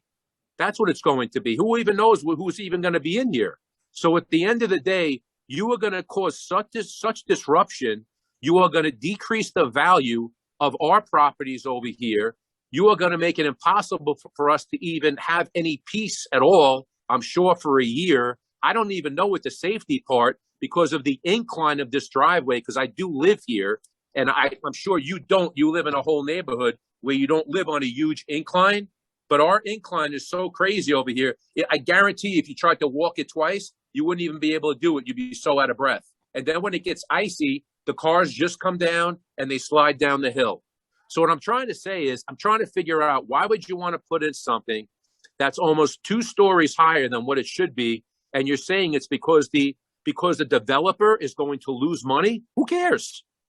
That's your problem. You came in, you approved it, and now you're going to give him not only the building that is going to protrude like King Kong coming out of the woods, you're also going to give him an extra story and a half because of his profitability on the building. That has nothing to do with us. We live here. We live in a nice, peaceful place. And Margaret, you talked about Enclave. If you come over to Enclave, yes, they did give a variance or whatever it was, but this place is completely surrounded by trees. Everything is silent. I don't even know what you're going to be doing. I don't know if you did an environmental study as well with all the animals that are around here or whatever, but we have a beautiful selection of animals that come along here, that come out of the woods over here. I don't know what you're going to be doing in that as well. The landscaping is never, ever, ever going to be able to grow for the next 20 years. In 2040, it's going to be great when all the landscaping's around. But for whatever reason it is, you want this building built. I think everybody on this call doesn't want this building built, but at the end of the day, you should come on over here and take a look at how peaceful we are, and you're really going to disrupt us tremendously. And I'd like, if you could, answer those questions that I had put out there. Thank you. Sure. Thank you for your comments. So, Margaret, so there's the 4 things you brought up. I could certainly go through them, but I could try and answer them based on my experience. But I think regarding borings and rock and pollution and sound pollution and logistics and vibrations, typically those matters are addressed. They could certainly be addressed now, but they're addressed when construction starts. Well, I was going to say, I think it's fair for, this application is going to come back to the July meeting. I think it's fair to ask the applicant to provide some additional information with regard to how they're going to deal with rock removal, et cetera. I think that's a very fair question. I think, as Phil Greeley had mentioned, what is very typical, and not so much with regard to blasting and noise, but with regard to potential traffic impacts related to construction activities and egress and access issues. He had talked about this work zone traffic control plan, just as an example, with Suez is getting close to getting a permit for the new pump and disinfection station. We had a Zoom meeting just actually on Tuesday with about 20 attendees, including people from the the school district transportation department, Westchester County Department of Transportation, police department, highway department. The fire department couldn't attend the meeting, but they had participated otherwise. Our traffic engineer, the applicant's traffic engineer, and the whole purpose of that meeting is to discuss how to implement construction activities with the least disruption to the community. And obviously, different sites have different conditions that need to be addressed. So that is something that we do on a regular basis for large construction projects, is meet with everybody, in emergency services, et cetera, to ensure that those things are addressed. But that being said, I think it's fair to ask the applicant, if they can't answer that now, is prior to coming back to the next meeting, to kind of discuss rock removal issues and things in a little more detail, so we can know what to expect as far as that's concerned. So I agree. That's a good idea. We should ask them to do that. And the gentleman brought up, obviously, the rock excavation and the protection to the surrounding areas from the rock and the sound pollution. But he also did bring up a question of a logistics plan. And typically on construction sites, someone draws up a logistics plan, where the trucks come, where they go, and that would be a good document to actually put up. It might be a little bit premature, but I think that would certainly explain what's going on, where the crane's going to be, where they're loading, all that kind of stuff. Now's a good time to talk about it. So I think, so I'm sure it's in the record, so the applicant knows what the issues are. If they could, as Margaret said, bring it back, we'd certainly like to have it to show the public and address the issues that were just brought up. Yes, I have to second that. I happen to be one of the board members and also in the construction business in New York City, and work for a very large developer. So site logistic plans, rock removal, all that is very, very important issue to all the surrounding area and to the neighboring buildings and neighboring folks. So safety, site safety plans, all that has to be in place for a project of this size. And Margaret, you mentioned the Leawood. I just want everyone to know that all the guys sitting on this board are residents of the town of Eastchester, and I happen to live by where the project is going to go on in Leawood, and there's been a lot of conversation about the safety and the movement of construction vehicles, and the town takes it very seriously, and they're looking into all these things. So it's just not over on 22 and Brook Street. It's throughout the whole community, and this is something, like I said, this is one of the reasons we're here, and that it needs to all be addressed and put in place before that project ever starts. So just one more issue. Thanks, Mark. I agree. I second that. So then in addition, the gentleman also brought up something about vibration monitoring on adjacent buildings, and I have no idea what the developer wants to do about that. That's their call, but just a suggestion. The gentleman said, what about vibrations? The owners, the developers should know there's ways to monitor the vibrations during excavation, and it's certainly to their benefit to maybe actually consider that, to prove, to sort of alleviate any vibrations going to the surrounding areas. So we would like we'd like the owner to come back with those issues addressed at the next planning board meeting. So I think we're done with those questions for now. Is there anyone else, Mr. Tedesco? Well, it appears that Mr. Fasiglione has his hand up again. So, sure. Mr. Fasiglione, I will permit you to unmute yourself. Go ahead. I promise to be brief. I have one question for Mr. Greeley.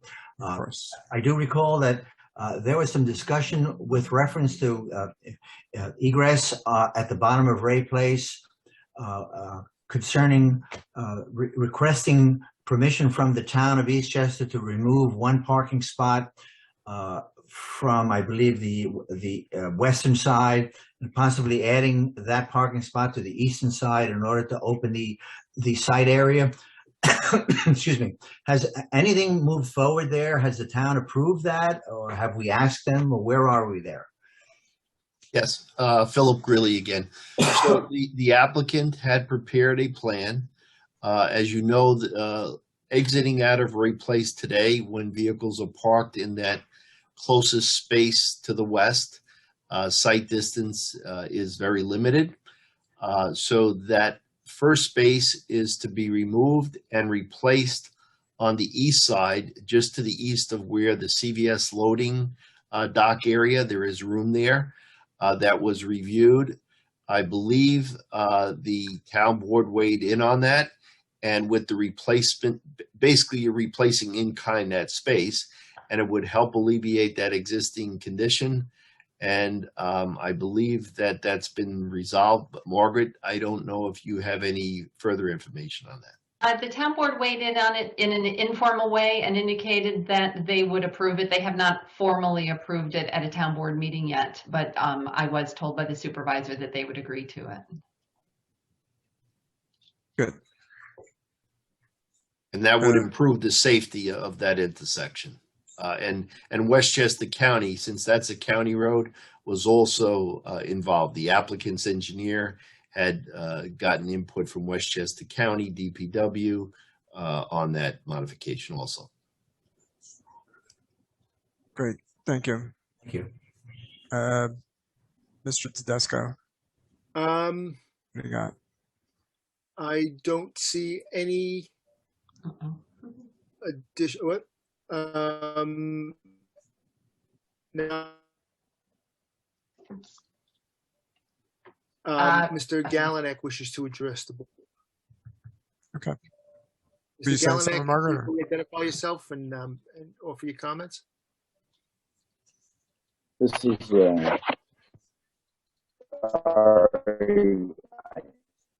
could you can you hear me? Yes. One of these days I'll figure out how to use that. Raise your hand if I go when it's blue or if I go when it's white. Good evening, Mr. Chairman and fellow members and general public. Charlie Galanek, 21 Potter Road, Scarsdale, Eastchester, New York. One of the questions I have, I brought up a long time ago, and that was, I'm going to start off with that, the retaining wall. Retaining wall that is in existence now, I believe is built by the town. And I had asked way back when, who's going to be responsible for that wall in this project? Will it, if there's any repairs, any problems with it, or any additional shoring up of it, or any widening of it, or making it thicker, for better choice of, easier choice of words, and which might go on to town property to do that?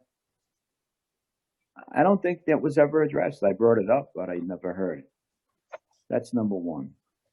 And if so, if it is a town wall, shouldn't this be incorporated into this applicant, that if there's any repairs to it, any problems with it because of the construction of this building, that it's on their nickel or their dime, or their lots of dimes, that it's their responsibility to repair it. They're taking over ownership. On some of the things that had happened on this pipeline and the waste line and the storage line, my recommendations to the applicant was that it was going to be a waste line and it was going to go underneath the train tracks. And if that was the case, and that's what I kept on hearing, and Mr. Sweeney kept on saying that's not going to happen, and he kept on getting shot down over numerous times for one reason or another, many times. We're not discussing this tonight. It seems like you never want to talk about this. Tonight is one of the nights that we are talking about it, and I'm glad that that's happening. When we talk about moving water, the wastewater, even stormwater, down Brook Street. They named Brook Street for a reason, because there's a brook at one time underneath there, and it still may be a spring water underneath it. I don't know for sure. When Summerfield Gardens was rejected, one of the reasons that if I'm sure that this happened, but Margaret probably helped me with this, was because there was a pipeline. They needed a bigger pipeline for the flow of that project. And then it was supposedly going to go out to a new pipeline through underneath the train tracks. Somehow, when the town wasn't going to pay for it, it ended up that project, if I have that correct. Now, two new things that I know for tonight, that was mentioned tonight, was this newly found, it came out of nowhere, newly found sewer cover, manhole cover, whichever way you want to describe it, opposite Galloway's. And supposedly it was installed in the same time as the original, or the pipeline, in 1946. However, it is not in good shape. Well, if that's so, I have a question mark over here, which is a double question. If we have a sewer line in 1946, was that ever replaced? Did they do something with that since 1946? And if that's been running since 1946, how come this other cutoff that may have worked some part of the time is no longer working? Wouldn't it be in better condition since it wasn't being utilized? Or do they work worse when you don't use them? I don't know. I'd like to get some answers on that. And have we did any flow test on this pipeline to see exactly how much you can put in there and where it's going?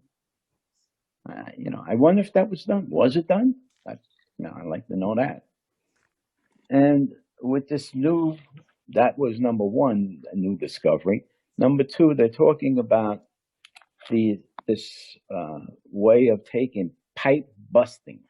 Now, if I understood that correctly, it's taking an existing pipe or something and putting another pipe in it or something like that to make it run better, or go around it or over it. And is that going to run on Scarsdale Avenue on that stretch to alleviate, hopefully, some of the water problems? And if that's the case, I got another double question. Mr. Sweeney and Mike have also brought this out over numerous meetings way back to Summerfield Gardens, that they got a problem down there. Frank has always got pictures because he always sees the water coming up. Anyone that lives there has a problem. So how come all of a sudden we got a cure for it? We're going to put pipe busting in there. All of a sudden, what happened all the other years when he brought this to the town's attention? Why is this project such a priority on town taxpayers' money to get this project done? And you, as the board, have not shown me, that's listening to this meeting, the cost of the town. What it costs, that's part of their project. but it's not supposed to be part of the town's project. And I don't want to hear, well, this was always a problem down here in Summerfield, so we replaced it anyway. It had to get done. And there's no cost to the developer. Because that's how I feel this project is going. And it's wrong. And if you could sit there as board members and not see that and agree and rubber stamp this whole thing, are you really helping us, the rest of the town? I ask you those questions. Thank you for your time. Great, thank you. Where do we start? Well, I do take a little bit of exception to the rubber stamp because we all are town members and we spend time on this. We understand the concerns and we try and sort of wade our way through all the concerns. And also the comment about pipe busting, and I think I'm going to go to you, Mr. Tremelli, but I think when you mentioned pipe busting, that was just an alternative that wasn't being used here. So I'm going to push or ask Mr. Tremelli to talk about some of these things. I copied about 7 comments, and I could certainly tell you what they were, Mr. Tremelli. Maybe because the first one was the retaining wall, and I'm not really familiar with the site plan to know exactly what he's referring to. But if it's on their property, I'm sort of thinking the owner's responsible for it. So do you want to start, Mr. Tremelli, if you would? Sure. So with regard to the retaining wall, we had mentioned that in our first memo over a year ago. Questioned the ownership, but for clarity, I guess all of the existing walls or none of the existing walls are on town-owned property. They are all on privately owned property, either owned by the applicant or the Chico property. And we had asked, and the applicant has acknowledged the need to delineate the division of ownership between the 2 private property owners.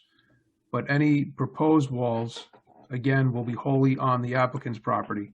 No walls will be constructed, removed, modified within the town right-of-way. There are no walls within the town right-of-way. They're close, they're on the property line or adjacent to the property line, but they're not town-owned walls, and there will be no proposed walls constructed in the Ray Place right-of-way.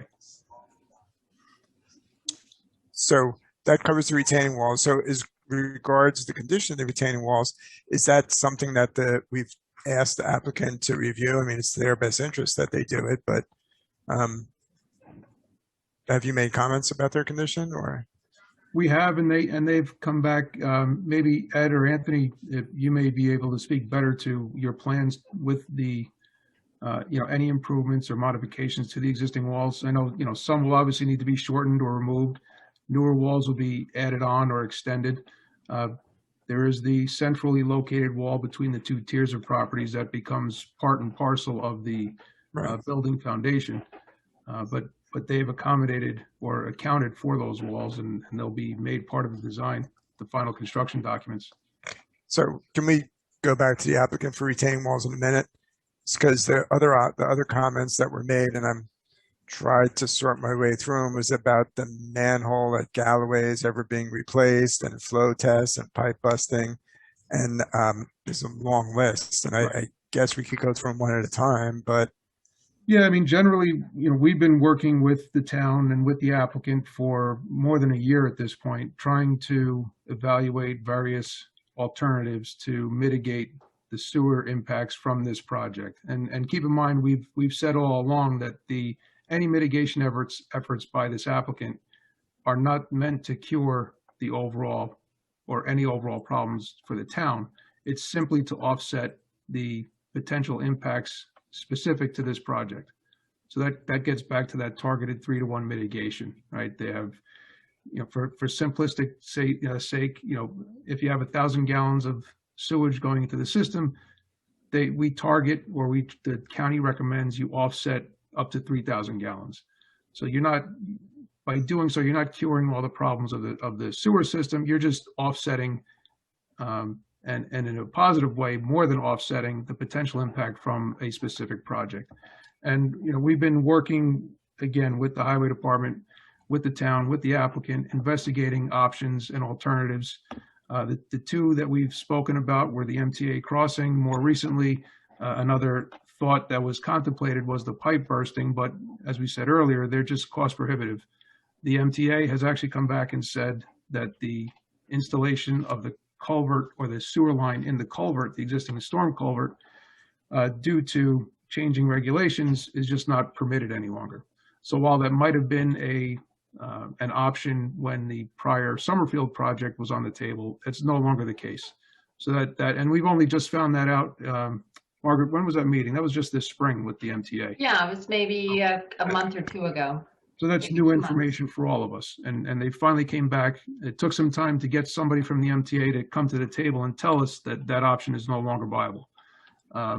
So we've been, parallel with that, we've been investigating the town's sewer system.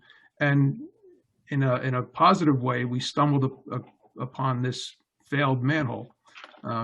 Things happen over time, certainly over decades, and we came across a manhole that needs some repair. And in inspecting that manhole and looking at the sewer layout, we think that by making the repairs and restoring the condition of that manhole, it will certainly help divert the majority of the mainline flows along Harney Road where we believe they were originally intended to be, and reduce the flows from that manhole that currently, the majority of which go towards Woodruff and that lower lying manhole on Scarsdale Avenue. So it's all part of the process and part of the investigation. We just found out about that manhole, I think it was a month ago. So, again, this is all new evolving information, but we think by, happenstance, we came across that condition, and it's a directly related, or could be a directly related benefit to this area. So certainly worth looking further into.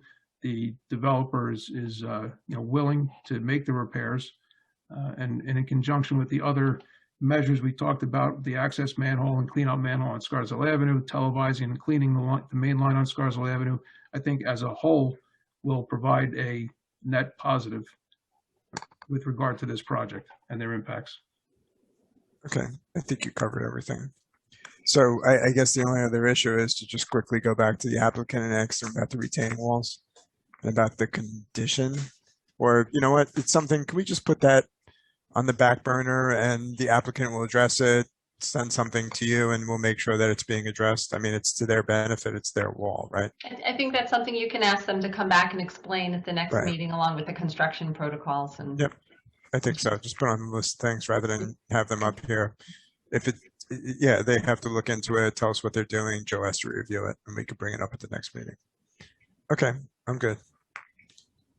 Mr. Tedesco, is there yet another person out there? I'm looking, Mr. Chairman. At this time, I do not see any hands. Wait, there was a hand and it went down again. Sit up. Okay, this is Mr. Fioravanti. Please unmute yourself and identify yourself with the board. Yes, hi, this is Bill Fioravanti, 24 Ray Place, Scarsdale, New York. So I just want to say I'm up in Yorktown right now, so my cell is a little off. So if I mute out, apologize for that. So I know you guys have a long night. I thank you guys on the board. I know you guys are volunteers for appearing tonight and all the other nights. Thank you as well, Margaret. But I'm going to try to keep it brief here. But I'll tell you one thing, though. I've lived in Eastchester for 30 years, and this is the most ridiculous thing I've ever seen in the entire town of Eastchester. And I have no fault with the developer or the architect. The owner of this property is just ridiculous. He has no regard for the community or the surrounding area. He really should have, he or she, I don't know if it's a she, they should have gone out, just take a little survey of the area, their community, the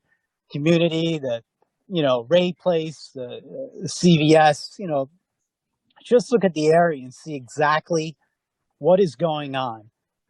During COVID, I canvassed the entire area. Actually, I feel like running for town supervisor in 2024. I canvassed the entire area, got over 200 signatures. And behind Park Circle, I've had many owners there. Owners of houses said when they built Ray Place, they were completely against it. They were completely against the town. When they built Ray Place, there was a lot of noise, a lot of booming, a lot of loud sounds, construction for months. In fact, two owners across on Brook Street told me their foundation's cracked because of Ray Place being built. Now, isn't 5 Ray Place much closer to 24 Ray Place? And he asked that again. Is 5 Ray Place close to 24 Ray Place? Where is, did this developer, I mean, the owner, spend money to at least survey the area? You know, have, you know, go to their, you know, at least the Ray Place, CVS, the Chico's, just to do a survey. If there is any damage to our properties, are they going to pay for them? Are they, you know, I canvass owners behind Equinox, behind Mobile, for blocks. Everybody was against this. Everybody. I mean, is democracy working here in town hall? I mean, what is going on? Should I go around? I bet you I could go all ends of Eastchester and do a petition for reduction in taxes. I bet you I could get 5,000 signatures on this. This is ridiculous. I got to tell you, I've never seen this. And what everybody said on this board, like I've been attending these meetings for months in different boards, and I understand Margaret is in a precarious situation. I spoke to her the other day. I understand her, you know, position entirely. But I just don't, I feel like our government is not working for us right now. I just worked for the Board of Elections for 10 days. I feel they do a 10 times better job than what is happening here. This is ridiculous. Also, I came across an article in the newspaper that says the town of Scarsdale, encompassing parts of Eastchester, is going to have to spend $100 million to upgrade their sewer system. $100 million. I tell you, I think I'm going to go to News 12 next week and disclose this whole thing. I'm going to blow this whole thing open and get this on the news. I've already contacted Damon Marr about this. I spoke to him. He was very amicable and very nice about this whole situation. I tell you, my next step, I'm going to contact Jamal Bowman. I've already contacted their office. I've got a lot of positive responses from them as well. Maybe I should contact Tony about this project because this is becoming ridiculous. The developer, I mean, I'm not going to say that I have no problems with the developer or the owner. I'm all for capitalism. I've worked in private enterprise for years. You know, this is a beautiful building. I tell you, if you put this on Central Avenue or in New Rochelle or White Plains, this would be a home run. On top of that as well, as I went over with Damon Marr, I understand these units are $1,800 units, $2,000, $2,100 units. I tell you, this is not helping out affordable housing at all. If, you know, if a person's making $40,000 to $50,000 a year, they're going to be spending half their earnings on renting. I mean, look, if you had affordable housing and someone's paying $1,100 a month, I would understand that. I would be actually for that. It would be helping out people in the community in Westchester County that can't afford these market rates. I mean, this market rate's the same as here as in downtown White Plains and New Rochelle. These are the same market rates. What he's putting up, this owner here, it's the same thing. If he was putting in something, I mean, I even had some owners say to me that, you know, we do need affordable housing in Westchester. I totally agree. The housing prices are out of control. They're out of control. If he said he was going to put half the building for $1,100, you know, a unit, I'd be actually more for that than these $1,800 units, because at least there would be some benefit to the community and to Westchester County residents that can't afford these high rates. It's just ridiculous, I got to tell you. And that's what I'm going to bring up with Jamal Bowman, who's definitely on board with that.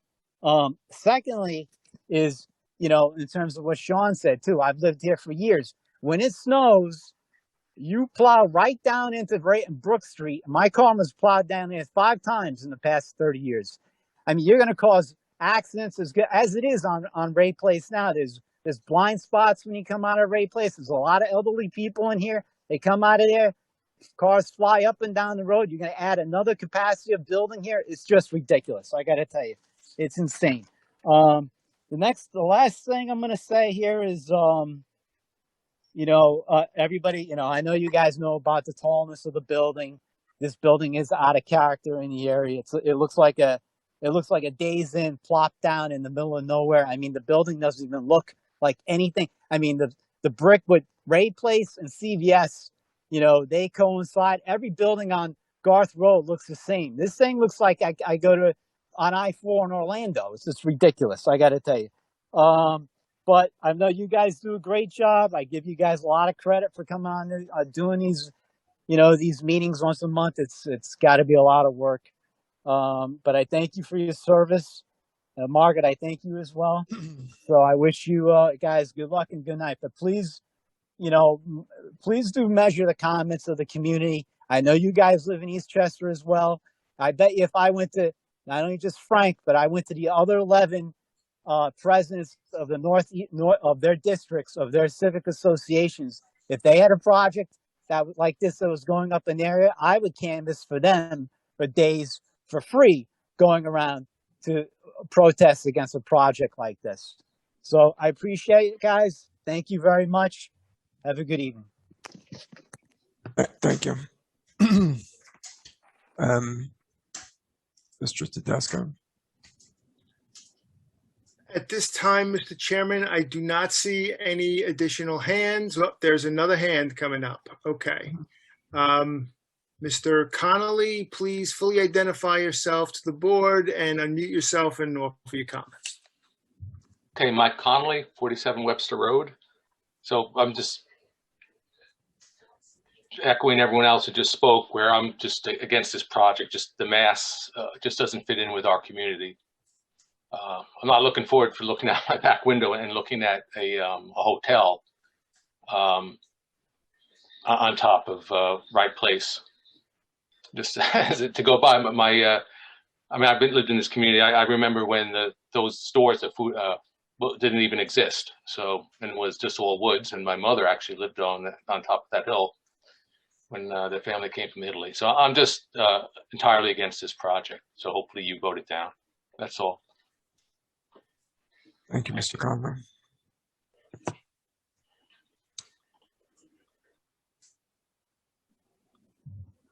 I'm not even going to ask. I figure if you don't say anything, there's no one else there. I'm working it. Hold on one second, please. Take a deep breath. Okay, if there's anyone else, I don't see time. I think, Jim, too, we're you are going to keep the public hearing open, so there'll be an opportunity at the next meeting to speak. Right, I'm just want to make sure we're good, Rob. Mr. Sweeney's hand went down. Good. Mr. Yeah, as Margaret said, Mr. Sweeney, we're going to be here in June. Oops, it went back up. Rob. Can you recognize him? And can we make this his last comments? I think this will be number 3. This will be very brief. Good.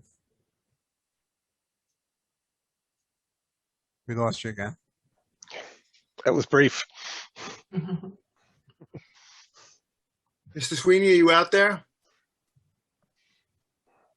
This will be very brief.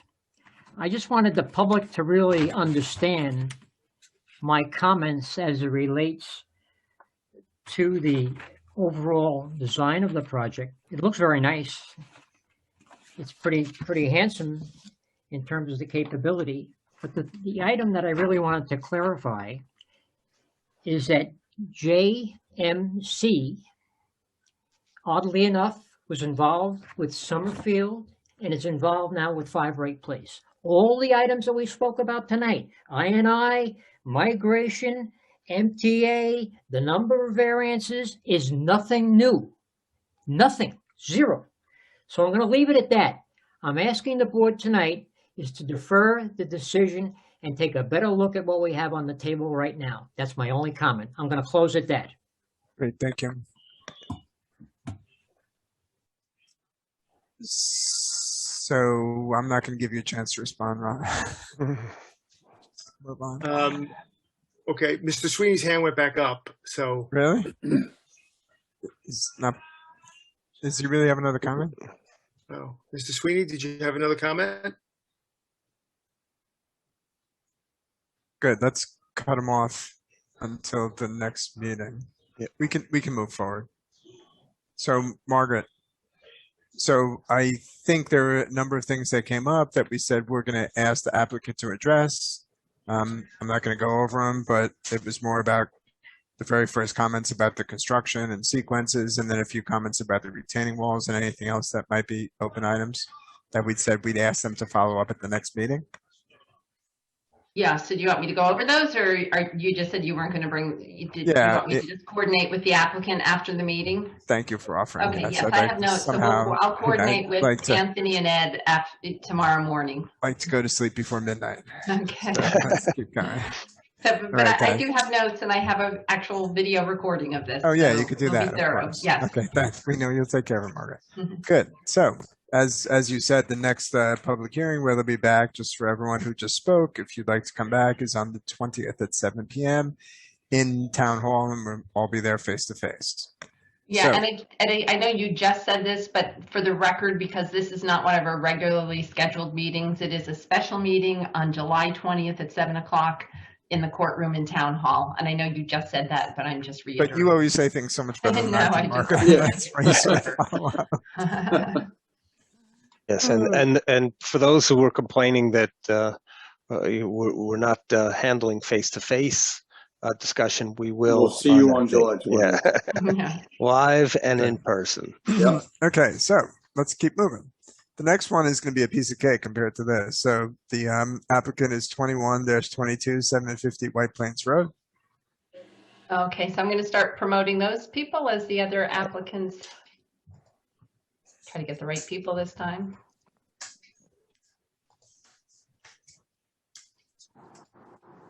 TV. You want to be on TV? Stop.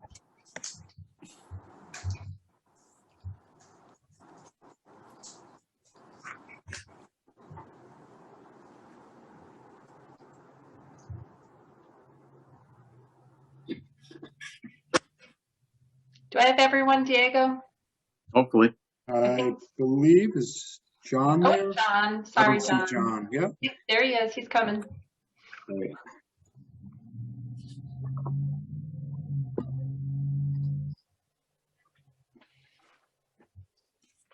James. Okay, I believe that's everyone. Good evening. I'm Bob Davis. I'm the attorney for the applicant. And hopefully we'll keep you awake for just a little while longer. As you know, we met with your board on May 27th and with the ARB on June 3rd. We'll meet again with them next Tuesday. And we've been working very extensively since the last meeting with you, with Margaret and Phil, working on a landscaping plan that we're quite proud of, and a lot of site improvements related traffic and parking matters. So tonight we'd like to present to you the rather substantial landscaping plan we put together and all of our site improvements we've added to our plans as a result of all the efforts these past few weeks. And we do hope that the board will be comfortable enough at the conclusion of this meeting to request Margaret perhaps to prepare a resolution for your consideration at the special July meeting. We're very appreciative, by the way, of your holding that meeting. I look forward to wearing an entire suit for the first time in perhaps a year and a half. So with me tonight again, our project team, we have Jose Olmo Gonzalez, who's the Senior Director of Real Estate Development for Streetworks Development. We have, of course, Diego Villarreal from JMC, our planners and engineers, Ron Hoyna of the Design Development, our project architect, and of course, John Canning of Kimley Horn, our traffic engineer. So without further ado, I'll turn the floor over to Diego, who will take you through the landscaping plan and the site improvements. And then John will have a few things to say about traffic and parking matters. Great. Thank you very much, Bob. Good evening, all. For the record, my name is Diego Villarreal with JMC, the engineer, planning, and landscaping consultant working with the applicant. You'll see Lucille Munz is with me this evening. She was not with us at the last meeting. Lucille and I have been working together, collaborating obviously with Streetworks and Ron Hoyna, the project architect, on developing really this overall site plan, including the landscaping plan for the project. I do have a bunch of slides to take you through this evening. Understanding the hour is late, I'll try to go through it as quickly as possible, but think it's important just to take you through some of the improvements. So if it's okay, Mr. Chairman, I'd like to share my screen. We'd like to just see them. take you through a couple of things. Okay.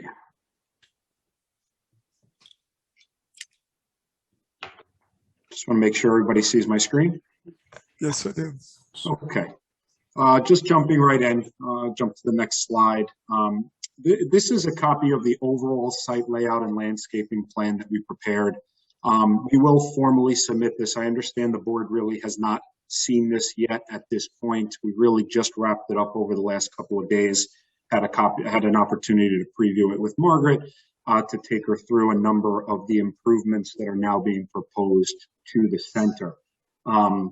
And, you know, as directed really by this board, meeting with Margaret, meeting with staff, having an opportunity to walk the site, we took a step back and developed just a global site plan and landscaping plan for the property, addressing, again, primarily landscaping features in and around the building and around the perimeter of the property, but also addressing a number of the site improvements, sidewalks, curbings up against the building, landscaping, and lighting.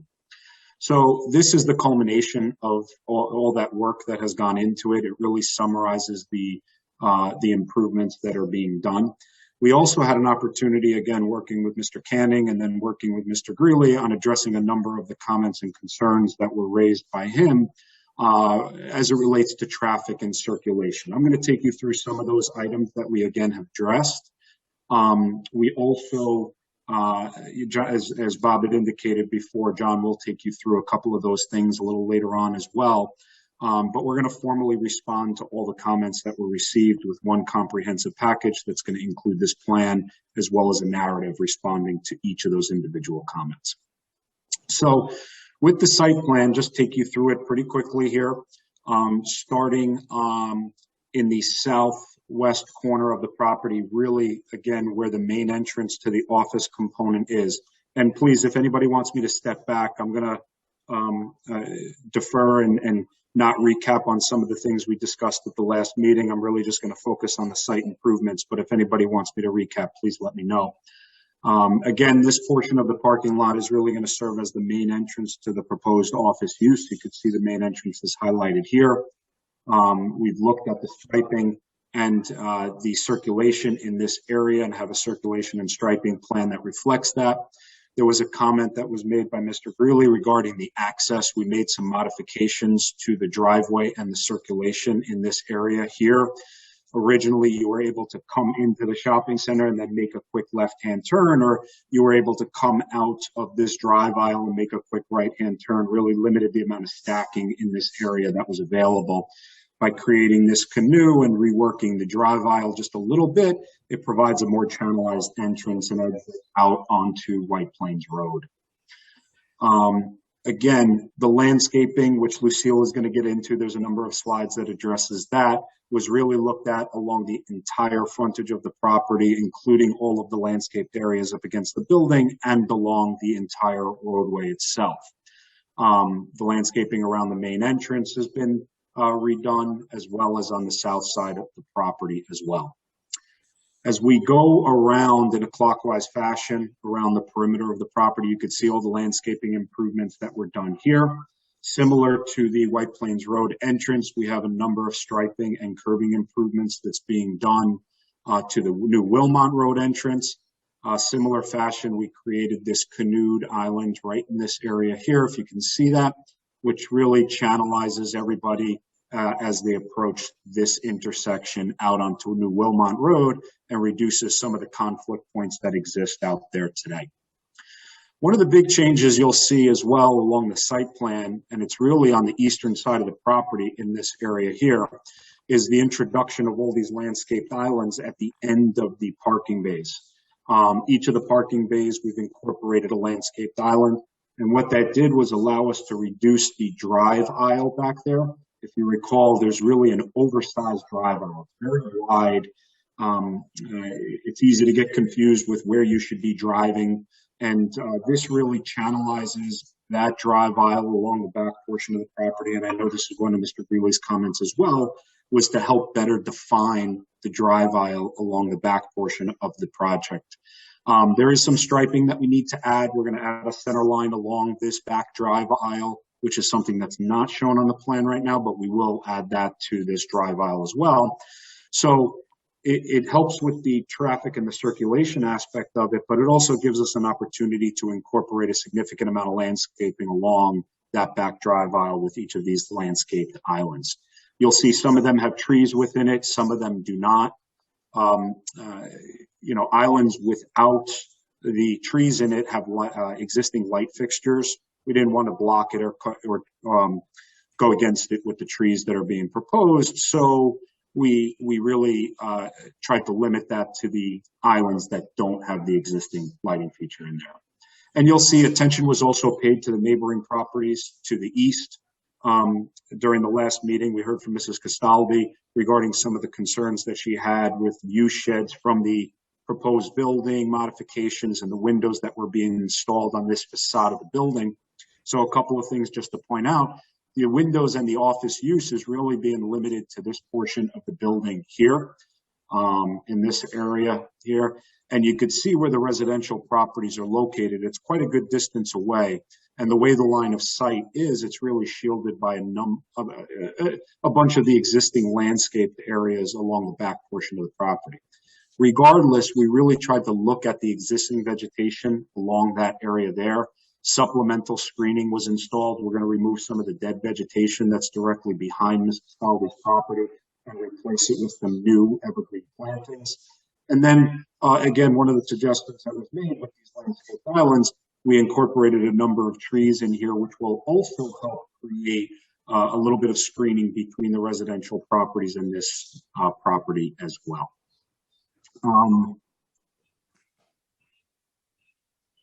Just going to the next slide, touching on some of the sidewalk and curbing improvements that are also being done. These are some photos of the existing curbs and sidewalks that exist out there. All of that will be removed and replaced with new curbing and new sidewalks. No more yellow curbs up against the building. The cracked sidewalks will all be replaced. And then the light fixtures as well is another thing that we're going to address. Again, more yellow concrete. We'll get rid of that. New parging of the concrete pole bases, and then the intention is to paint the individual light fixtures black so that they blend a little bit better with the existing conditions out there. Now we dive into the landscaping itself. This is a rendered version of the site plan. I'm going to turn it over to Lucille again to quickly go through these individual areas and the improvements that are being made, and then we'll turn it over to John at the end of this. Lucille, if you want to jump in. Thanks, Diego. My name is Lucille Munns. I'm a senior landscape architect at JMC, and I worked with Diego and the team on the landscape design. So we're going to start very quickly with an overview in our approach. Our goal here was to respect and pay homage to the simplicity of the industrial design of the building, which was designed by Raymond Loewy, considered the father of industrial design, and also to provide a cohesive vocabulary material to create a unified appearance throughout the site. Having maples along the perimeter and red buds creates this vocabulary. Our goal was also to provide seasonal interest with perennials and ornamental grasses. And we tried to choose plant material that best suited for the site, that would thrive in these conditions as opposed to merely survive. And finally, we were very mindful of the privacy concerns at the east of the property with the residential units. So we tried to provide additional screening with Norway maples, Norway spruces in that back area. So we'll go through area A, which is in the front. So essentially, we're keeping the two main trees that are by the main entrance. They are Chinese chestnuts. There's one there actually we'd like to remove in the corner. There's actually two in that one corner. Again, keeping all the where the steps are and that area there. We're taking out the hollies because windows are going in. So we're keeping all the plantings there low. And then there is a very attractive stone wall. So we're keeping, again, the hedges low there with some ornamental perennials in front and some lawn area. And what we tried to also do is create some seasonal interest with the red buds along the roadway. keeping those underneath. Obviously, they're lower height, so they won't get mauled by hopefully they will not get mauled by Con Edison coming in and pruning the trees because they're way underneath the height of the wires. Again, we work with some interesting plants at the canoe area, and again, tried to find some trees, which are the sunset ready maples, which are throughout the site that we're proposing. So quickly, this is just some visuals to help folks understand. So again, those blue areas that we're noting, those are proposed to be Taylor junipers. We're taking out all the plant material there, putting in a low evergreen hedge. You can see in the right-hand corner where we say remove the tree in the corner because there's actually two there, and we're proposing to limb them up so we can get some interesting plant material underneath there. And again, if you look at the lower slide, the lower image, all of those shrubs or trees are just smashed against the building, and so we're removing those because windows are going in and keep everything very low and interesting. This is a rendering of the site, and again, it shows how we're handling certain elements. We have, again, the Taylor junipers as sort of keeping up with that, upright position, showing the stone wall, low perennials and hedges. And then as you start to look at the left of the screen, we are proposing fastigiate hornbeams to create a green wall effect on that one wall area that's quite open.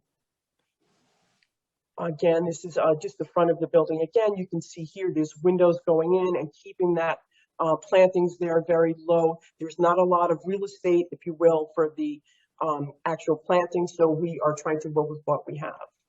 This is area B as we start to move north on the road. This is that area where we're proposing to put fastigiate hornbeams. And again, there's the flowering red buds along the roadway.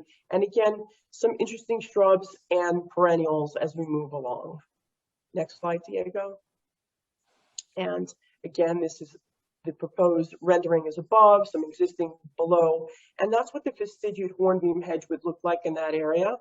And then we're using fastigiate hornbeams in between the windows. Again, there's not a lot of real estate for landscaping, so we're trying to capitalize on what we have with the right plant material. This is the rear area, I guess, this side area on New Wilmot Road going in. Again, we are, not a lot of real estate in front of the building and where the sidewalk is. So what we're proposing to do here is actually use fastigiate sweet gums with, again, mirroring the simplicity of the industrial architecture and being respectful of that.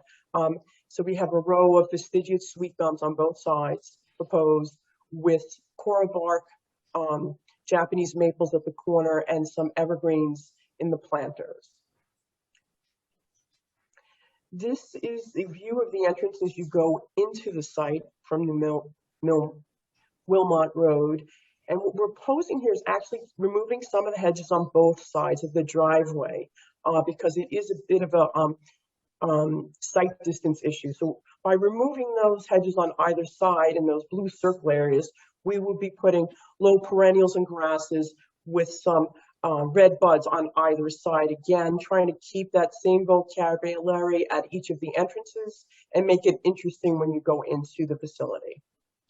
This would be the eastern side of the property, looking at the back of the building. Again, not a lot of real estate for landscaping. So what we're proposing here is actually, in this instance, making the planters a little bit smaller, and that allows us to get some landscaping and some planters on either side. So we're, again, upright ginkgos on either side with some planter boxes with some evergreen shrubs in the back. Similarly, just a little south, same instance, same treatment. Again, trying to provide that consistency, low perennials, shrubs with the trees. And just the overall plant palette, just to give you a sense of where we're going with this. The columnar ginkgo, which would be in the rear. We're also using multi-stem birch in between several, that embankment of the parking area where there's currently junipers now. The red sunset maples as the vocabulary tree around the site. Norway spruce in the back for screening. And the columnar sweet gums on the lower left-hand photo gives you a sense of what we're trying to accomplish in that area. The eastern redbuds and then the coral bark Japanese maple with the proposed hornbeams as a hedge. Again, we're keeping the palette really simple, proposing some viburnums, Taylor junipers, ruby slipper, oak leaf hydrangea, Japanese holly, which is a lower version. You can see here, the lower left-hand side, we're proposing a hedge where that stone veneer wall is, and that's what it might look like. And here are some of the perennials for the sun and for the shade. So we're trying to create a simple vocabulary that will be peppered throughout the site so there's consistency. And this is essentially the landscape plan again at the end. And Diego, I guess I'll turn it over great. to you. Yeah, thank you, Lucille. I know tried to move a little bit quick there. Just wanted to get through it. And again, Mr. Chairman, members of the board, just wanted to give you an idea of the exercise that we really went through to take a global look at the property, try to come up with a comprehensive landscaping plan that addresses a number of the comments that we received from the board and from staff, as well as addressing a number of comments that we received from Mr. Greeley regarding traffic and incorporate those into the overall design. So we really think we came up with a very comprehensive plan for the property that will really just give it a good facelift as compared to what's out there right now. John, I guess at this point turn it over to you if you want to do just a quick recap on where we are with Mr. Greeley and addressing his comments. You're muted, John. You're muted.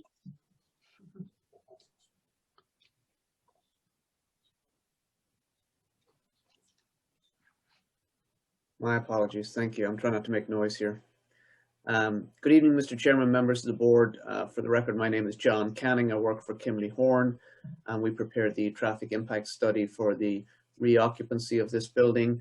As Diego indicated, we have incorporated Dr. Greeley's suggestions into the site plan, and the applicant has elected to implement them all immediately after approval. Dr. Greeley did have some other minor comments and questions on the traffic study, items such as the use of trip rates versus trip formula, notification of DOT regarding signal timing changes, providing computer files, which we've already done. We have prepared a response memo to provide the requested additional information and clarification, and we will submit this shortly. Obviously, Dr. Greeley has to review and concur with our conclusions, but we're confident that if there are any items that we have overlooked, they could be easily resolved as any conditions of approval. So we believe that the proposed plan to reoccupy the building will have a minimal impact on traffic, as most uses are less than the former Lord and Taylor, and we've implemented a number of the measures, in fact, all of the measures that Dr. Greeley has suggested to improve conditions at the site. So, thank you. I think that really concludes our presentation at this point. Happy to answer any questions, comments, thoughts, concerns at this point. But that does it for us. So first of all, thank you for being so brief, and I'm apologize that I asked you to run through it so quickly, but it certainly was, even the short amount of time you took showed us how everything looks very nice. The landscape plan is certainly going to bring color and life to it's always been a little bit barren, I hate to say, but I think we're looking forward to seeing that. So very nice job, to the landscape architect. Otherwise, I think it's going to look much nicer, and I appreciate the work you guys have done. Guys on the board, any comments or clarifications we'd like? Yeah, I just wanted to confirm with Margaret that this is the particular landscape plan, which has been a big emphasis of what we've seen today, is going back to the ARB for its review. Yes, it's going to be on the agenda for a special meeting next Tuesday, June 29th. And I believe that meeting will be in person as well. That we're kind of trying to confirm that, but yes, that'll be on the agenda. Good. Because I know the Vernon Hills Shopping Center, which is just to the south of this the former Lord and Taylor building, does have some fairly nice, I don't know if they're pear trees, but they turn a very vibrant color in the in the fall and are very conspicuous and a little more developed. So it'll be nice to match up this northern part of the property, the adjacent northern part of the property, with some nice plantings, and it certainly is. It looks very well conceived from my amateur's view. Yeah, I'd like to hear what Jennifer thinks, because I actually think the plant palette is very lovely for the tight spaces and unusual in a good way. Yes, I defer to her on those issues myself. You can have an opinion about landscaping, Phil. I know. Don't get upset. I know what looks nice and what doesn't. I think I can do that. Okay, good. This looks nice. Yeah. I think this is quite an improvement to the area. And one question I had was, with all the beautiful trees that you're introducing to this location, have you taken into consideration some landscape lighting in terms of uplighting and things of that nature? Because that would really look beautiful to enhance the design. I'm sure it's going to be implemented. It's a work in progress. Can I point out the irony that the guy who's barely visible here is talking about lighting? Yeah, right, exactly. It's certainly something we can look at, understanding what you're talking, especially around the main entrances of the building, some tree lighting, something like that. We can certainly discuss that as a team and come back. And I think that's a minor item that we could look at and certainly be considered. It's very true. I never thought about that. That's a great point. All right, cool. So this is, we have to do a public hearing. So just stand by, guys. So I make a motion to reopen the public hearing on this application 21-22 750 White Plains Road. Second. All in favor? Aye. Mr. Chairman, there's a Ms. Gabrielli. I'm going to allow you to unmute yourself. Please identify yourself fully and offer your comments to the board. Hi, this is Pat Gabriel, 24 Ray Place. I just stepped away for a minute after the 5 Ray Place discussion was over, and so I missed the beginning of this presentation. Is this just the owner fixing up the building in preparation for renting it out, or is somebody specifically going in there that you know of yet? I'm just curious. You know what, Mr. Where's your attorney there? Right here. Do you want to answer that? Yes, certainly. Yes, as we discussed that in some detail at the last meeting, we do have a tenant for a flex workspace for 90,000 square feet of the building. It's an office type use. We are working on the branding of that, so we don't have the exact name of the tenant, but it's an affiliate of the owner and developer, Hudson Bay Company, and their affiliate, the Streetworks Development. So it is within our control, and they've had some sites that they've been opening around the country, and it's a very nice design. We showed the interior of it at the last meeting in May. It's a very open design, so it's primarily an office use, and as a result, it will actually decrease any nonconformity in parking. And by the way, our landscaping plan, as extensive as it is, didn't decrease one parking space. We retained 650 parking spaces. So yes, we have an office tenant for 90,000 square feet of the 215,000 square feet.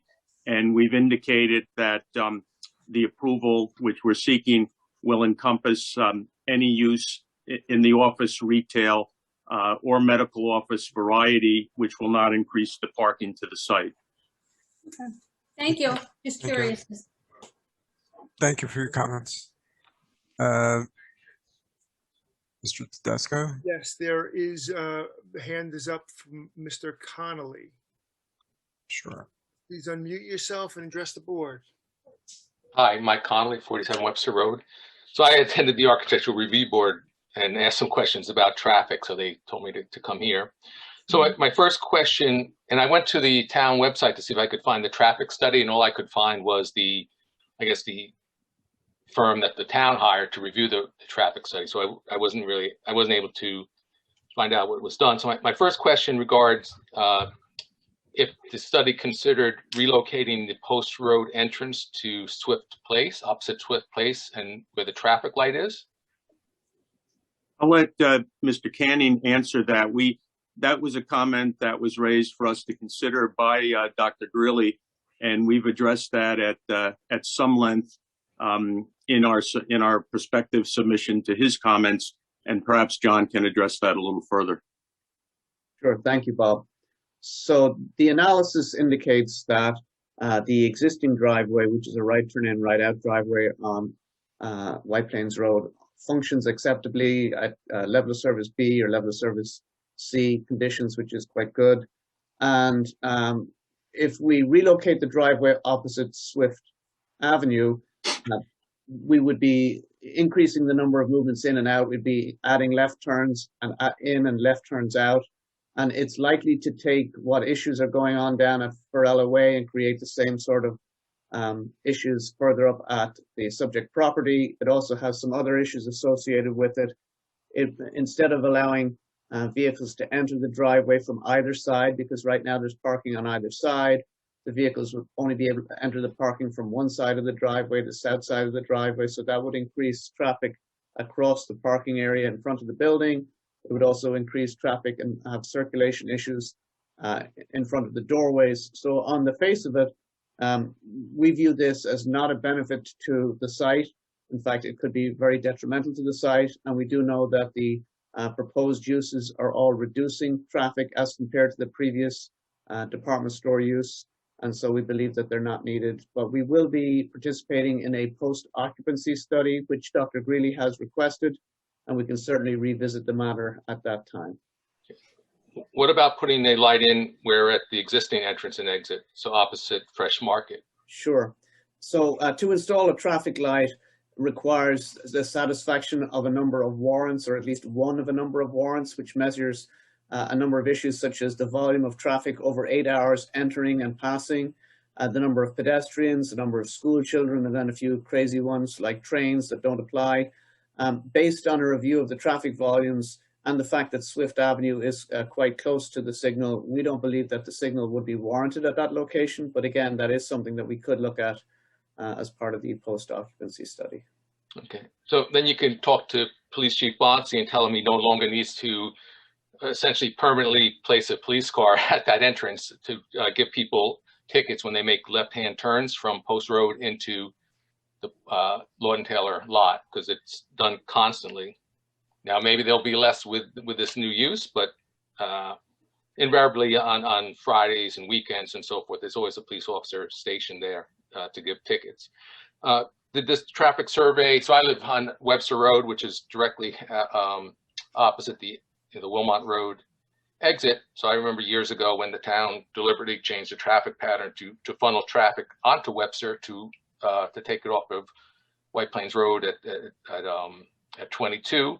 Did this study at all look at reducing the volume of traffic on 22? Because those of you who live in town know that Cooper Field has been getting a tremendous amount of use by various leagues, and there's lots of children walking up and down Webster Road. So there's a lot of concern about the traffic volume and trying to reduce it. Understood. Well, our analysis indicates that each of the contemplated uses will actually reduce traffic volumes as compared to what would formerly have been generated by the store, or what would be generated by the building if it were entirely leased out for retail in the future, because office traffic is considerably less per square foot than retail, and medical office is even less than retail during the busiest periods. So the proposed action will reduce traffic volumes as compared to what the building is currently permitted for. But we don't know, right, what the rest of the building, it could all turn into retail. And frankly, not 90,000 square feet of it.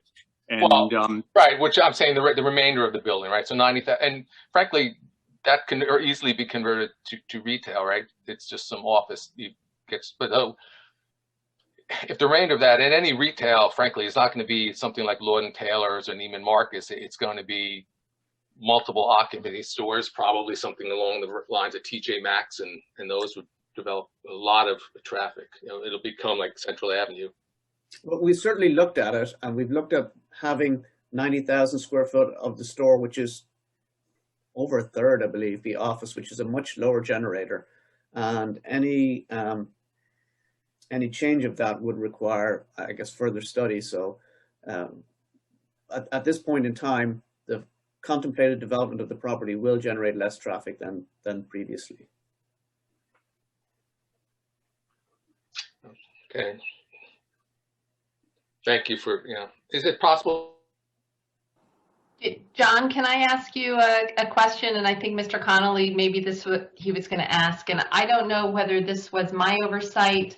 I don't think did you submit a formal traffic study to us? I know that you've been going back and forth with Phil Greeley and you guys have communicated, but it might have been our oversight that we did not post your traffic study on the website. So yeah, there's an extensive traffic study, Margaret, that was submitted by John in early May. I believe it's dated May 4th.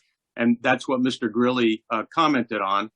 And sure, but I guess, what I want to see whether we posted it on a previous, linked it to a previous agenda. Well, I guess you haven't been here. So we may have been negligent in not posting that. I think I was anticipated more of a final report in response to some of Phil's comments, and some things were going on behind the scenes. But I will post what you've submitted along with Phil's comments so people can review those. Yeah, thank you. John presented it at length at the last meeting. He just that's what was the total focal point of his discussion on May 27th. He took us through that. Yes, I understand that, but at that point, I don't think we had actually received the physical report, or we had just received it. So it was subsequent to that meeting, or the night of that meeting. Correct. So yeah, so Michael, I'll make sure that we post that, whatever we have, along with Dr. Greeley's comments, so that you can see all of those. Great. And the other comment I was going to make, and this is one thing that I think Phil Greeley had recommended, and we still have to look into a little more detail, is that the applicant is asking for approvals to allow permitted retail and office uses to occupy the building without coming back for site plan approval in the future. But we may determine that there's certain thresholds depending on the type of use where they may have to come back for site plan approval. And we need to discuss that prior to the next meeting, and what those thresholds might be. So with regard to your concern about retail uses that might generate a lot of additional traffic, if that was the case, I think we would incorporate something into a resolution that required the applicant to come back for additional approvals and evaluation. Thank you very much. Thank you, Margaret. Appreciate it. Thank you, Mr. Connolly.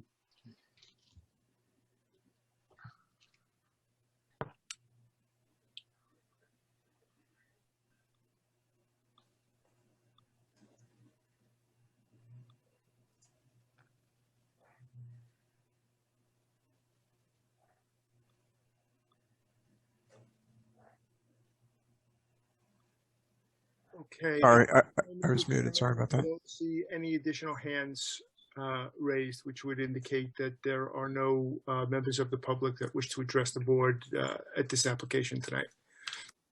Okay, so we'll leave the public hearing open, or am I supposed to make a motion to do that?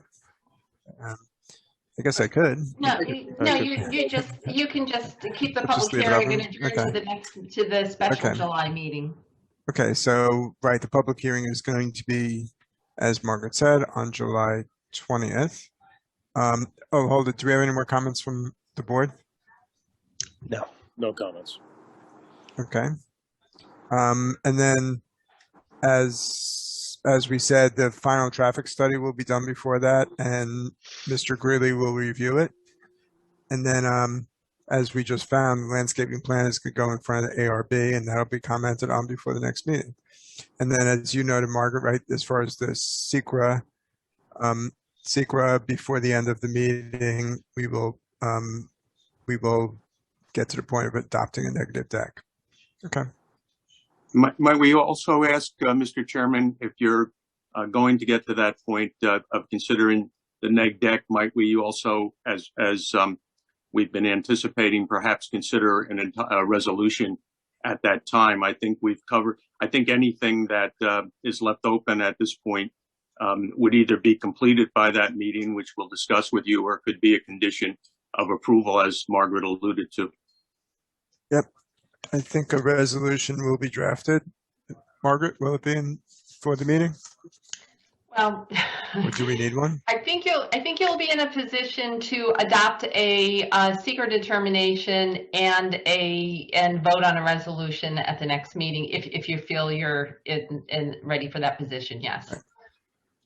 Thank you. Sure. You're welcome. All right, gentlemen. Thank you for the presentations, and thank you for your patience. Thank you for your time. Have a good You were evening. more patient than us. You're welcome. Good evening. Thank you, Have a good everyone. night. Much appreciated. Thank you. Thank you. Bye-bye. Take care. You're welcome. Good night. Good night. Okay. 2 down, 2 to go. You too. The next one is 21-20. Oddly enough, 20 Greystone Circle subdivision.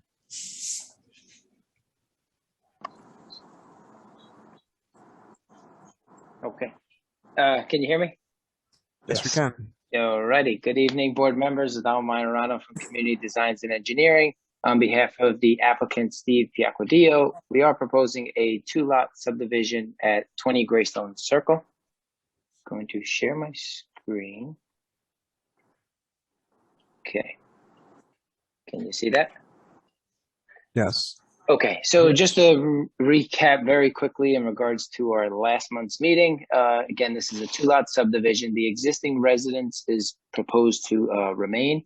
There's some existing impervious areas that we will be removing as part of this project that has actually been updated in this subdivision plot that's highlighted in yellow, with also the respect of a adjustment to an existing retaining wall on the middle portion of the property that abuts the proposed new vacant lot. And the vacant lot will be situated on the north side of the property. The surveyor, since the first meeting, we did receive comments from the town consulting engineer, Joe Tremelli from Keller Sessions, and the surveyor has since added a majority of those comments to the subdivision plot. We did recently receive just a couple of minor comments that obviously we will continue just to add to this subdivision plot as well. And again, there were some additional comments for the future improved lot that we will pay close attention to and adhere to when the time comes in the future for the development of the future lot. Again, that's next door to the existing residence that will remain. Other than that, in a nutshell, that pretty much sums up where we are today with the proposed project. Okay, thank you. Sure. This is pretty simple compared to what we've been up against, so I don't really have any questions, unless someone else does. No, I think Great. So then let's do the public hearing. I make a motion to reopen the public hearing on this application 21-20, 20 Greystone Circle. Second. All in favor? Aye. Mr. Chairman, at this time, I do not see any hand from the public. If there's anyone that wishes to make a comment, raise your hand now. There are no hands indicating no members of the public wish to address the board on this application. Thank you. So I make a motion to close the public hearing on application 21-20, 20 Greystone Circle. Second. All in favor? And with no further ado, I make a motion to approve application 21-20, 20 Greystone Circle subdivision, subject to the final review and approval by the town's engineering consultant. Second. All in favor? Aye. Great. Thank you, Mr. Ready. Morano. Thank you. Have a nice, Sweet. have a nice Sorry. evening. All right. Thank you. That ends that. Have a good evening. Have a good evening. Thank you. Appreciate it. Okay. Bye. So like maybe sounds he's like being big attacked dog. by a wolf. He's just a big lab. Good boy. So the last application, thanks. That's Okay. last application I've been promised is John Yanacito, so that's application 21-25. Yeah, Sea Flame, 693 White Plains Road, and he's promised to keep it brief. Okay. Good evening. My name is John Yanacito. I'm an architect, and I'm representing Sea Flame Restaurant and Bar this evening. I'm going to share my screen. Let's see. Share screen.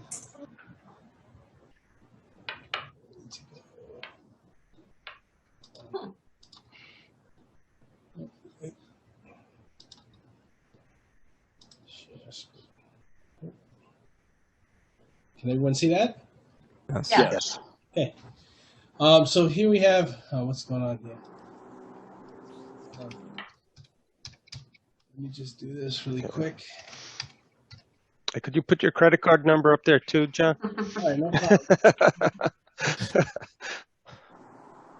Yep. What happened? Oh, jeez. Hold on. Take your time.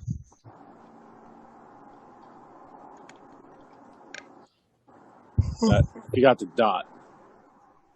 Oh, all right, it worked. All right, everybody turn away. All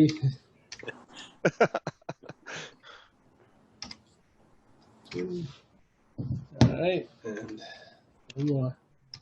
Oh, there you go. Good. You didn't know how to say it. All right, that worked. Oh, jeez. Job, yeah. Anyway, You're ready.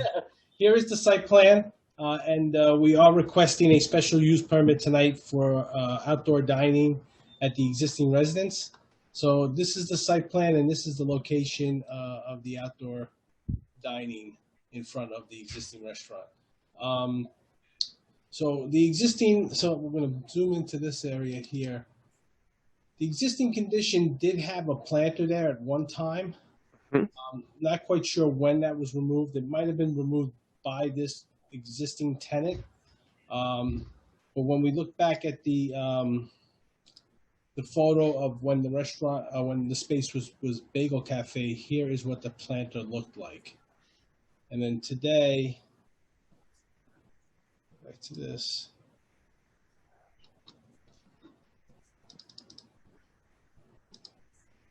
Today, the planter is gone, and it's the new dining area. So as part of this application, we are going to submit drawings legalizing the removal of this planter and providing new pavers in this area that they want to use as a permanent seasonal outdoor dining area in front of the restaurant. The tables will be similar to what they have inside with aprons. The chairs will be wood chairs similar to what they have inside. And they will have this velvet rope around the seating area and some planting that can be removed every evening and brought back inside. And this is another view of the dining tables along the walkway here, and a third view from the other side. So the tables have been pulled away from the main covered walkway, which accesses all the other shops and doesn't really obstruct any pedestrian or vehicular traffic in the parking lot. And that's basically it. Thank you for your time, and I'm happy to answer any questions. Thank you. Could you just go back to the pictures of the tables? I just want to see it again, please. Okay, got it. One. That's a 2, 3, 4, 5, 6. Yeah, so there'll be 6 tables, 4 chairs at each table, so 24 chairs.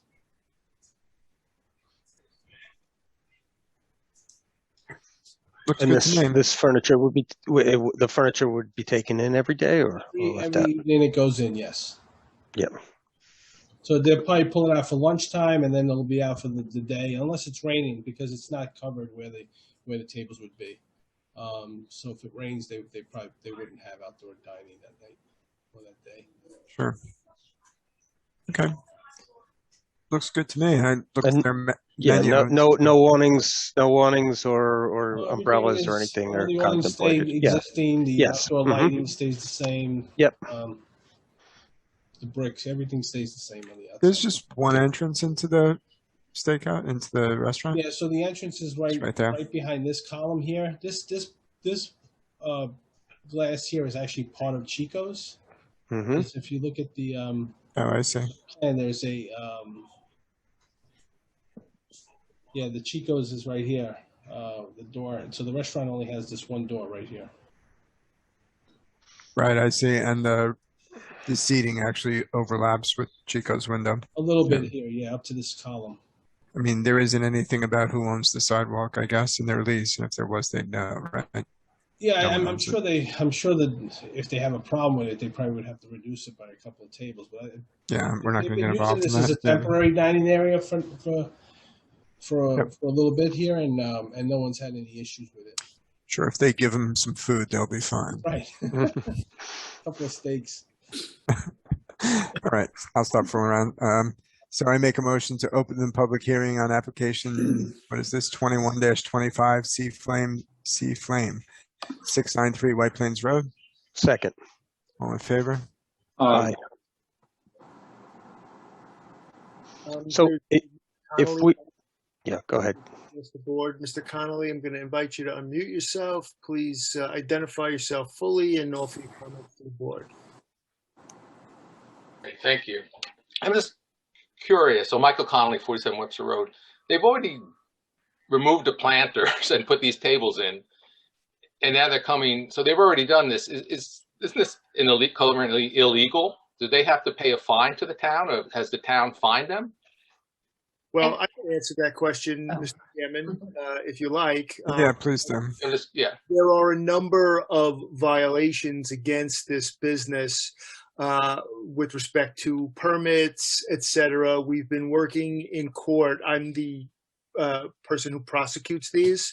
Okay. There are a number of issues that are facing the court right now. We seem to have gotten the applicant into compliance, and we're trying to resolve the cases that are currently pending. And I think that we resolved, they did some interior alterations without permits. We did file those plans and they were approved. So I think we're moving forward with that. And now when we file the drawings for this, I'm sure there'll be some kind of a legalization fee for removing the planter and repaving this area. Yeah, I think the problem here with regard to the outdoor dining, we have during the pandemic been issuing temporary permits for outdoor dining that don't have to go before the planning board. And this particular applicant, I think, was hoping to get a temporary permit for us, but because they did remove the planter without the proper permits and approvals, we were not able to issue the temporary permit. And then I think we issued a violation and a summons. But there are a lot of other restaurants in town that have temporary permits for outdoor dining. They were hoping to do that, but we issued the violation because of the removal of the planter. But didn't they have they had tables in the middle of the parking lot? Yeah, that they had permission to do. Again, we were allowing temporary outdoor dining in parking lots and on public sidewalks, which is not usually permitted during the pandemic. And that will shortly no longer be permitted. But, you know, obviously there are extenuating circumstances during the pandemic. So the town board agreed to those measures. And just one other question. Are they going to, I forget if those, I walked by the site, I'm not sure if those planters are plastic or ceramic that those plants are in, but I'm just wondering if they're going to put anything up more substantial to protect people dining, like the rest of town in Tuckahoe, Bronxville, where they have big cement barriers up, similar to what they had in the parking lot. Just curious. I don't think they can put anything more substantial because that is a fire lane. I don't think the fire department would want anything more substantial there. They probably have to do something that they can bring inside every night. Right on the inside, you have to put the wall up, I guess, where the curb is, I guess, a curb cut. Right. But it's a very narrow space, so I don't know Yes. if there would be enough room there to put a wall and then have enough space for tables. Okay. Thank you. Purpose. Thank you. No one else, Robert? Mr. Chairman, it does not appear that there are any other members of the public that wish to address the board on this application. If there is anyone, use the raise your hand feature now. No, there does not appear to be any other members of the public who wish to address the board on the application. That's great. So I'm going to quickly make a motion to close the public hearing on this application, 21-25, Sea Flame 693 White Plains Road. Second. All in favor? Aye. Margaret, do we have to make a separate motion to approve the special permit, or we can just approve the No, application? because the application is for a special permit. That's what it is, yeah. That's what I And thought. site plan approval, so it's all one approval now. Sounds good. And Margaret, in terms of the any approval that we were to grant, that wouldn't necessarily, there are 6 tables right now that extend to in front of the Chico's store. Any approval we would get would not define the parameters of what that space could be. It would just give a sort of a blanket special permit for Sea Flame to have outdoor dining, right? Well, you're actually approving this layout, but I don't think there's any problem if they had to remove a couple of tables. Yes. And our law requires that they have a minimum of 12 seats outside, so okay. So they can accomplish that even if they have to eliminate a table in front of Chico. So I think you can make that clear that if they need to remove a table or 2, that would be fine. Yes, that works. Okay. Good. Then I make a motion to approve application 21-25, Sea Flame 693 White Plains Road. Yes, subject to that condition. Yes. Right. Second. All in favor? Aye. Great. Thank you. Thank you, Mr. Yanacito. Have a great summer. Yeah, you too. Thank you. Hope to see you at the end. Take care. Best. So then just a quick update, as we said before, the special meeting, there's another special meeting, which is going to be Tuesday, July 20th at 7 p.m. in person in Town Hall. And then the next meeting after that, that's our regularly scheduled meeting, will be in September on the 23rd, also at 7, also in person at the Town Hall. Looking forward to it. So, I mean that. So, anything else, guys? We're good? We can't, can we do minutes now that you're here? Can we do minutes at the beginning? Did Rob, did you have something? I saw you raise your... We skipped over the minutes. Oh, yeah, I'm looking for that. I did not have the opportunity to review the minutes, which I don't think were part of our packet, but I was able to find the minutes for the April meeting online. But You were given the April minutes previously, I thought. But anyway, if not, I will. Yeah, I have them now. They're available on the Eastchester website. So I did download them, but I just haven't had the chance to review them. So we'll table that the next time. Therefore, we cannot approve the minutes, but we can approve to close the meeting. So I make a motion to close the planning board meeting of June 24th, 2021. Second. All in favor? Aye. All right, guys. Thank you, everyone. Have a nice evening. Thank you. Good night. Bye. Bye.